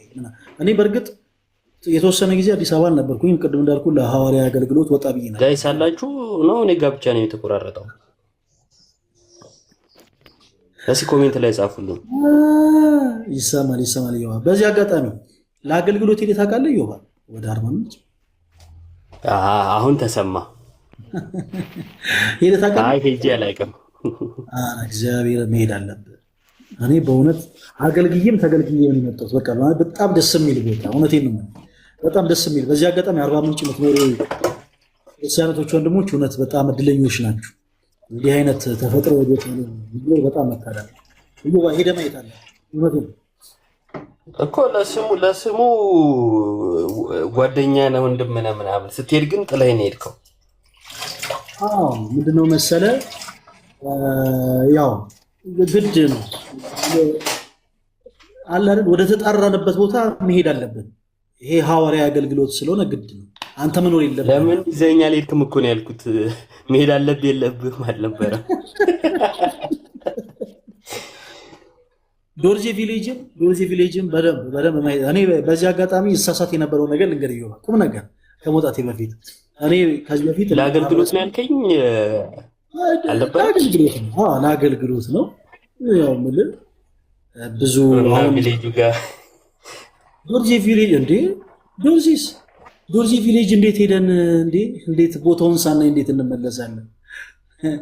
እኔ በጣም ነው የተገረምኩት። ከዚህ በፊት በስህተት ካለማወቅ እኔ እንደ ማህበረሰብ አሁን አርባ ምንጭ ዶርዜ ምናምን ሲባል አንድ ሀገር ነበር የሚመስለኝ እና የተለያዩ ናቸው ለካ። አርባ ምንጭ ማለት የጋሞ ህብረተሰብ የሚኖርበት አካባቢ ተፈጥሮ በጣም ልዩ ነው። በጣም ከጻድቁ አባታችን አቡነ አረጋዊ ጋር በጣም ትልቅ ታሪክ ያለበት ሀገር ነው አርባ ምንጭ። የእግዚአብሔር ድልድይ የሚባል ተራራ አለ። አባያና ጫሞ ሐይቅን ለሁለት የከፈለ ማለት ነው። በጣም ሄደ ማየት አለብህ። እግዚአብሔርን ነው የምልህ። እኔ በጣም የገረመኝን ግን ላነሳልህ የፈለኩት ዶርዜ ቪሌጅ ብዙ ሰው በቲክቶክም ከምታዩት ብዙ ሰው እዛ ሄዶ ድንጉዛ ለብሶ ጦርና ጋሻ ሲይዝ ብቻ ነው የምታዩት። በቃ የዶርዜ ቪሌጅ የብዙ ሰው መረዳት ያ ብቻ ነው። የሆነ ቫይብ ነገር አለ እዛ ጋር ምናምን እና ብዙ ሰው ያንን ብቻ ነው ያየው። እዮባ ዶርዜ ስንሄድ እኔ በጣም የገረመኝን ነገር ልንገር፣ እንደው ትንሽ እንደው ከቤተ ክርስቲያን ጋር የሚገናኝ ነገር። አንደኛ ዶርዜ 100% ኦርቶዶክሳውያን ናቸው። የሌላ እምነት ተከታይ የሆነ ሰው በመካከላቸው የለም። በጣም የሚገርመው የሚሰሩት ጎጆ ቤታቸው ከሌሎች የኢትዮጵያ ክፍሎች በጣም የሚለየው ምንድነው? ምሰሶ የለውም። ማለት አሁን ጉራጌ ክልልም ትግራይ ክልልም አማራ ክልል ኦሮሚያ ክልል የተለያዩ ቦታዎች ክፍለ ሀገር ስትሄዱ ካያችሁ የሚሰሩ ጎጆ ቤቶች ምሰሶ አላቸው፣ ከመሃል አምድ አላቸው። እና ዶርዜ ስትሄድ ይዮባ በጣም የሚገርም ምሰሶ የለውም ጭራሽ። ያን የሚያክል ትልልቅ ጎጆ ቤት ያለ ምሰሶ ነው የሚሰሩት። ይሄ በጣም ይገርማል። ከዛ ይበልጥ ግን የገረመኝ ጎጆ ቤታቸው ውስጥ ሳሎን የተለያዩ ነገሮችን ከፋፍለው ይሰሩና የከብት በረትንም አብረው እዛው ሳሎናቸው አጠገብ ያስቀምጣሉ። ማለት ሳሎናቸው አጠገብ የከብት በረት ይሰራሉ ጎጆ ቤታቸው። እና እዛ የሚያስጎበኝን ሰው ጠየቅኩት፣ ለምንድን ነው የከብት በረት እዚሁ ሳሎናችሁ ላይ የምታደርጉት ብዬ ስጠይቅ ጌታችን አምላካችን መድኃኒታችን ኢየሱስ ክርስቶስ በተወለደ ጊዜ የተወለደው በከብቶች በረት በከብቶች ግርግብ ነው እና እኛም ልክ ቤታችንን ስንሰራ ያንን ለማሰብና ለማጠየቅ ከክርስቶስ ጋር እንደው ለመተባበር በቤታችን ውስጥ እንደው ሳሎንን ከሰራን በኋላ እዛው አጠገብ የከብቶችን በረት እንሰራለን ብሎ መለስ። እኔ በጣም ነው የተደነቅኩት። በቃ ማለት ጋይስ ሄዳችሁ ማየት አለባችሁ ቦታውን። በጣም የሚደንቅ ነው። በጣም ልዩ ቦታ ነው እና እያንዳንዱ ሰው ቤት ደግሞ እንዲህ አይነት ነገር መኖሩ በጣም ይገርማል። ይሄ አሁን አንድ ሰው ያደረገውን አይደለም እምላችሁ። እንደ ተጋድሎ ለምሳሌ ዮብ የራሱ ቤት ይኖረዋል፣ ፈሌ የራሱ ቤት ይኖረዋል። እንደ መንፈሳዊ ተጋድሏችን የሆነ ነገር ይኖራል፣ የተለያየ አይነት ነገር። ይሄ ግን ሁሉም ሰው ቤት ያለ ነገር ነው። እኔ በጣም ነው የገረመኝ። ሁሉም ዶርዜ የሆኑ ሰዎች ቤት የከብቶች በረት ካጠገብ ያደርጋሉ። ለምን ሲባል ክርስቶስ በተወለደ ጊዜ የተወለደው በከብቶች ግርግም በከብቶች በረት ነው እና በቤታችንም ክርስቶስ ይኖር ዘንድ ያንን በረት ሰርተን እናስቀምጣለን አሉ። በጣም ደግሞ የገረመኝን ነገር ልንገርዩ ባዚ ይሄ ያንን የሚያደርጉት ክርስቶስን ለማሰብ እንደሆነ ነገሩኝና መቼም ባልና ሚስት ሲጋቡ ችግር ይኖራል አይደል? ባልና ሚስት ሲኖሩ አብረው ሲኖሩ ልጅ ሲያፈሩ ምን ሲሉ ብዙ ጊዜ ችግር ይኖራል፣ መጣላት ይኖራል። አልፎ አልፎ ደግሞ ክፍለ ሀገር አንዳንድ ባሎች ያው ሚስቶቻቸውን ይመታሉ ይባላል እና ባልና ሚስት ሲጣሉ ቢጣሉ ድንገትና ሚስት ሮጣ ከብቶቹ ወደ ታሰሩበት ወደ በረቱ ጋር ሮጣ ብትገባ በምንም አይነት ንዴት ውስጥ ቢሆን ባል ሚስቱን መንካት አይችልም። እኔ በጣም ነገር ዲስ ማች ሪስፔክት ያደርጉታል ያን ነገር ማለት በቃ ይሄ እኮ ክርስቶስ የተወለደበትን የከብቶችን በረት ለማሰብ ብለን ነው በቤታችን ያደረግነው እና ሚስት እንደው ሮጣ ድንገት የሆነ ነገር ፈርታ ሮጣ እዛ የከብቶቹ በረት ጋር ከቆመች ባል የፈለገ ቢናደድ ሚስቱን በፍጹም መንካት አይችልም። ድንገት ንዴቱን መቆጣጠር አቅቶት እንኳን ሚስቱን የነካ ባል ቢኖር በማህበረሰቡ ዘንድ በጣም በጣም አደገኛ ቅጣት ነው የሚቀጣው። እዚያ አጋጣሚ እውነት ዶርዜ ቪሌጅ እኔ በጣም በጣም በጣም ትለያላችሁ። አርባ ምንጭም በጣም የሚለይ ቦታ ነው። ከጻድቁ አባታችን ከአቡነ አረጋዊ ጋር ተያይዞ በጣም ሰፊ ታሪክ ያለበት ቦታ ነው። ያንን አካባቢ ራሱ ስያሜ የሰጡት ጻድቁ አባታችን አቡነ አረጋዊ ናቸው። በረከታቸው ይደረብን። ያንንም ቦታ ሄዳችሁ የእግዚአብሔር ድል የሚባለውን ቦታ ሄዳችሁ ማየት አለባችሁ። በቃ ምን ልበል ዮባ፣ እዛ ሄጄ በጣም ነው የተገረምኩት ዮባችንና አንተም ሄደ አገልግለ ብትመለስ ጥሩ ነው። ምን ታስባለህ?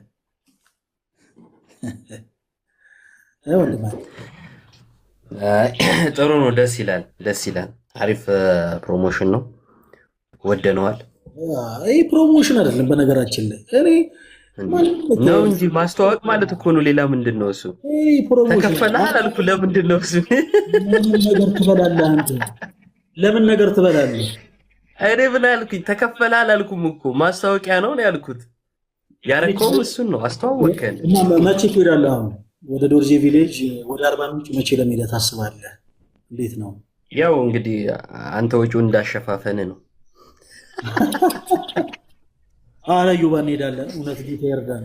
አንተ ብቻ በመጀመሪያ ቤት መተህ ጠይቀኝ። ቤት መተህ ከጠይቀኝ በኋላ ቤት ተገናኝተን ሻይ ቡና እያልን ችግር የለም እናወራለን። አባባ እሺ አለቃ፣ በቃ እረፍት አድርግ። እናመሰግናለን። ሁላችሁም መልካም ቀን። እሺ ቦስ፣ ሰላም ሁኚ ዩባ።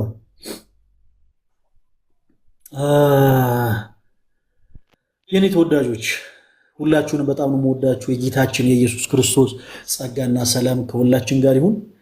ሁላችሁም ነገ ቀን 5 ሰዓት እንዳትቀሩ። ከቀን 5 ሰዓት ጀምሮ እንግዲህ እስከ 9 ሰዓት ድረስ ሁሌ ከሰኞ እስከ ዓርብ ላይቭ ስትሪም ይኖረናል። ከበረታን ከ9 ሰዓት እናልፋለን። ሁላችሁም እንዳትቀሩ።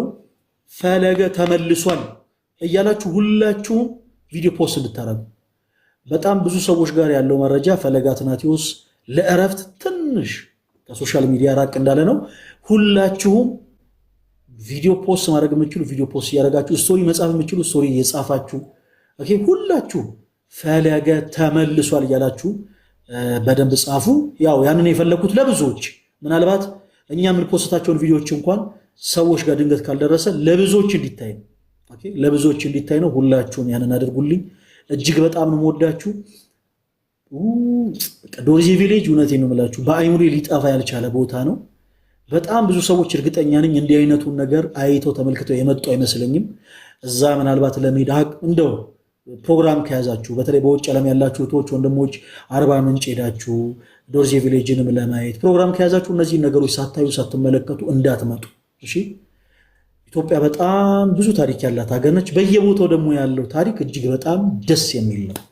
ለማንኛውም እንደ እግዚአብሔር መልካም ፈቃድ ነገም ኦርቶዶክስ ቤተክርስቲያን ከመጽሐፍ ቅዱስ ውጭ የምታሰበው ትምህርት አለ ብላችሁ ለምታምኑ ፕሮቴስታንቶች ወንድሞች እድል እንሰጣለን። ቀን 5 ሰዓት እንገናኝ። በጊዜ ተገናኝተን የተለያዩ ሀሳቦችን በመጽሐፍ ማስረጃ እያነሳን እንወያያለን። አምላካችን እግዚአብሔር ሀገራችን ኢትዮጵያን አብዝቶ ይባርክልን፣ ለዓለሙ ሁሉ ሰላሙን ይስጥልን። በዚህ ሰዓት ተርበው ያሉትን፣ ተጠምተው ያሉትን፣ ተጨንቀው ያሉትን፣ ታርዘው ያሉትን፣ በእስር ቤት ያሉትን፣ በመከራ ላይ ያሉትን፣ በጭንቅ ላይ ያሉትን ወገኖቻችን ሁሉ አምላካችን እግዚአብሔር በእውነት ያስብልን። በዚህ ሰዓት እንደምታውቁት ቤተክርስቲያን በጣም ከባድ ፈተና ላይ ነች። የኔ ተወዳጆች በጣም ከባድ ፈተና ላይ እና እግዚአብሔር አምላካችን አጽራረ ቤተክርስቲያንን ያሳክስልን፣ ለቤተክርስቲያናችን ትንሣኤን ያምጣልን። የሞቱ ያሉ ወገኖቻችንን ደማቸውን አምላካችን እግዚአብሔር ደመ ሰማዕታት አድርጎ ይቀበልልን። በአርሲ ያሉ ወገኖቻችን ሁሉ አምላካችን እግዚአብሔር በምሕረት ዓይኑ ይመልከትልን።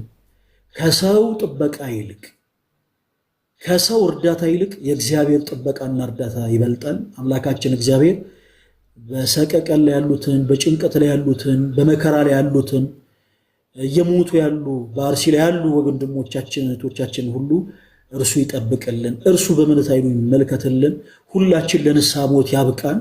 ሀገራችን ኢትዮጵያን በእውነት ይጠብቅልን፣ ጽኑ ሰላሟን ይስጥልን። ታስረውም ያሉ የቤተ ክርስቲያን አባቶቻችን ወንድሞቻችን አምላካችን እግዚአብሔር ለቤታቸው ያብቃልን። የሁሉንም ክፉ መስማት አንፈልግም። ሰው በአንገቱ ማተብ ስላሰረም አይደለም ስላላሰረም አይደለም፣ ወይዘር ፕሮቴስታንት ሆነ ወይዘር ካቶሊክ ሆነ የምንም እምነት ተከታይ ሁን የሰውን ክፉ ሁሉ አምላካችን እግዚአብሔር ያሰማል። የኔ ተወዳጆች ሳናቀው አረመኔ እየሆነ ነው። በእውነት አረመኔነትን እግዚአብሔር አምላክ ከሁላችን ያረቅልን። ሳናቀው አስበንበት ሳይሆን ሳናቀው አረመኔ እየሆነ ነው። ድሮ እኛ ልጅ በነበርንበት ታይም የምታስታውሱ ከነበረ ሰው ሞተ ሲባል ሁሉም ሰው ይደነግጥ ነበር። አንድ ሰው ሞተ ሲባል በመኪና አደጋ ሊሆን ይችላል፣ በእድሜም ሊሆን ይችላል፣ በበሽታም ሊሆን ይችላል። በሆነ ጉዳይ ሰው ሞተ ሲባል እንደነግጥ ነበር። አሁን ሰው ሞተ ሲባል መደንገጥን አቁመናል። ሰው ሞተ ስንባል ስንት ሰው ሞተ